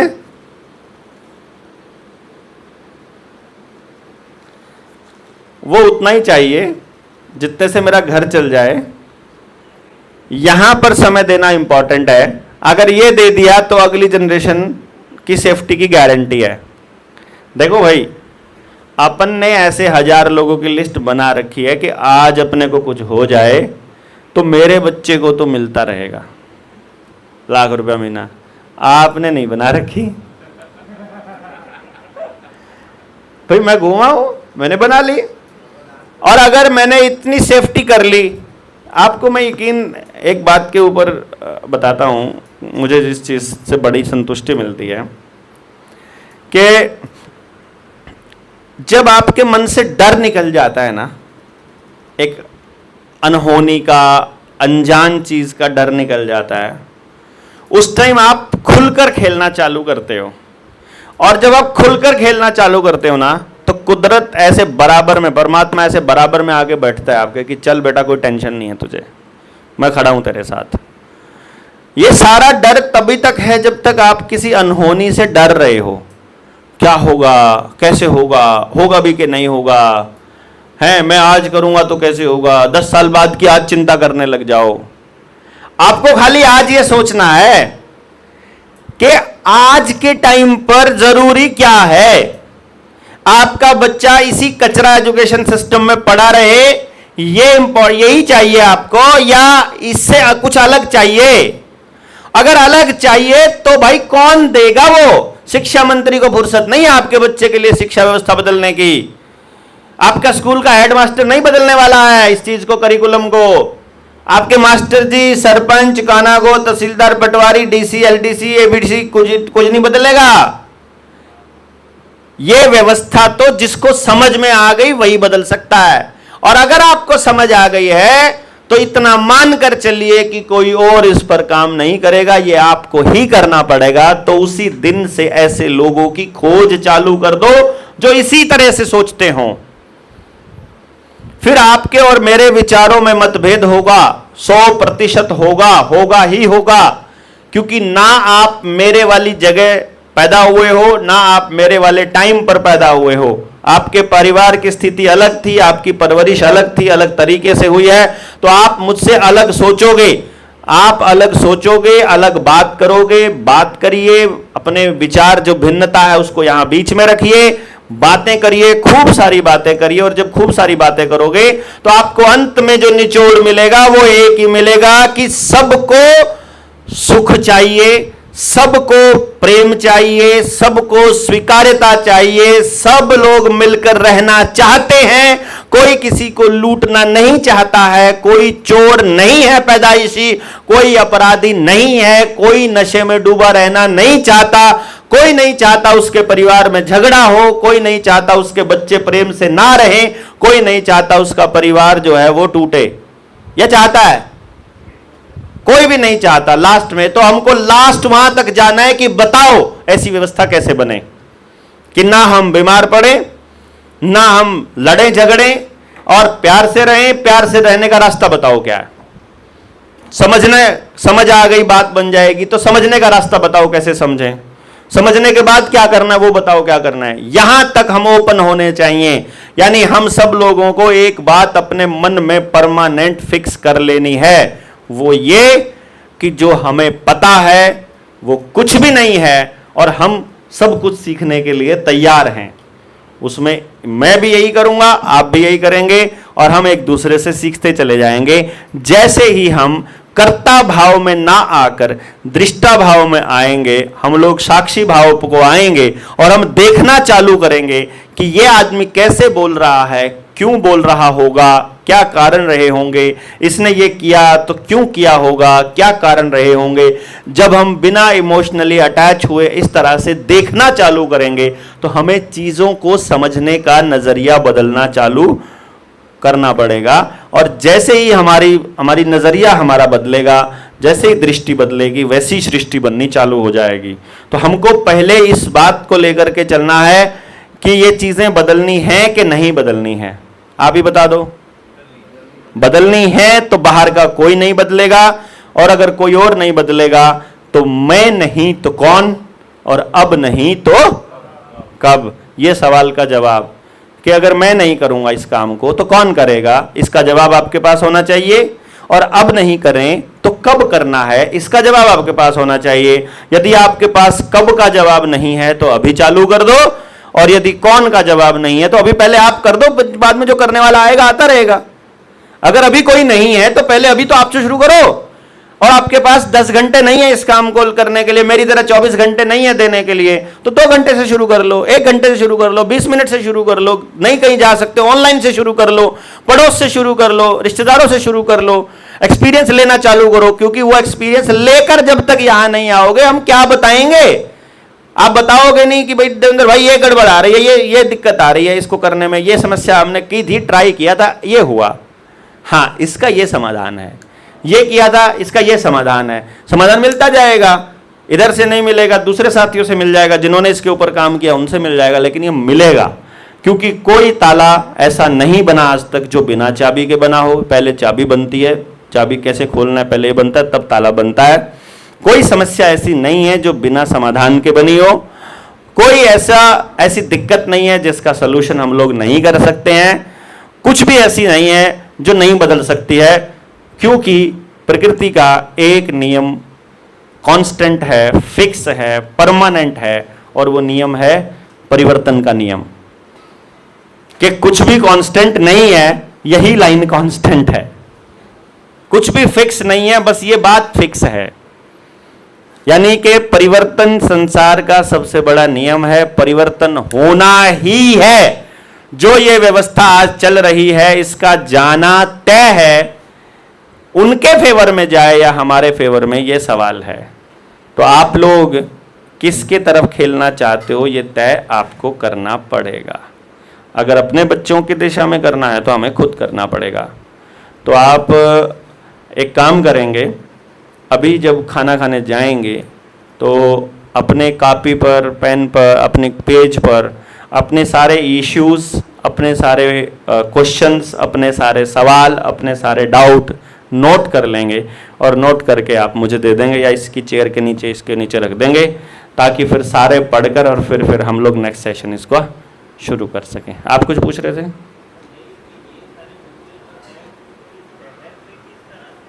हाँ, शहर के लिए भी बता देंगे, कोई दिक्कत। नेक्स्ट सेशन में हम लोग, आप अपना पॉइंट लिख करके और यहाँ रख दीजिए और फिर इस पर काम करते हैं।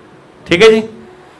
तो हाँ, आपका वीडियो देखा था वो 2023 में दिल्ली में जो प्रोग्राम हुआ था, 4 दिन में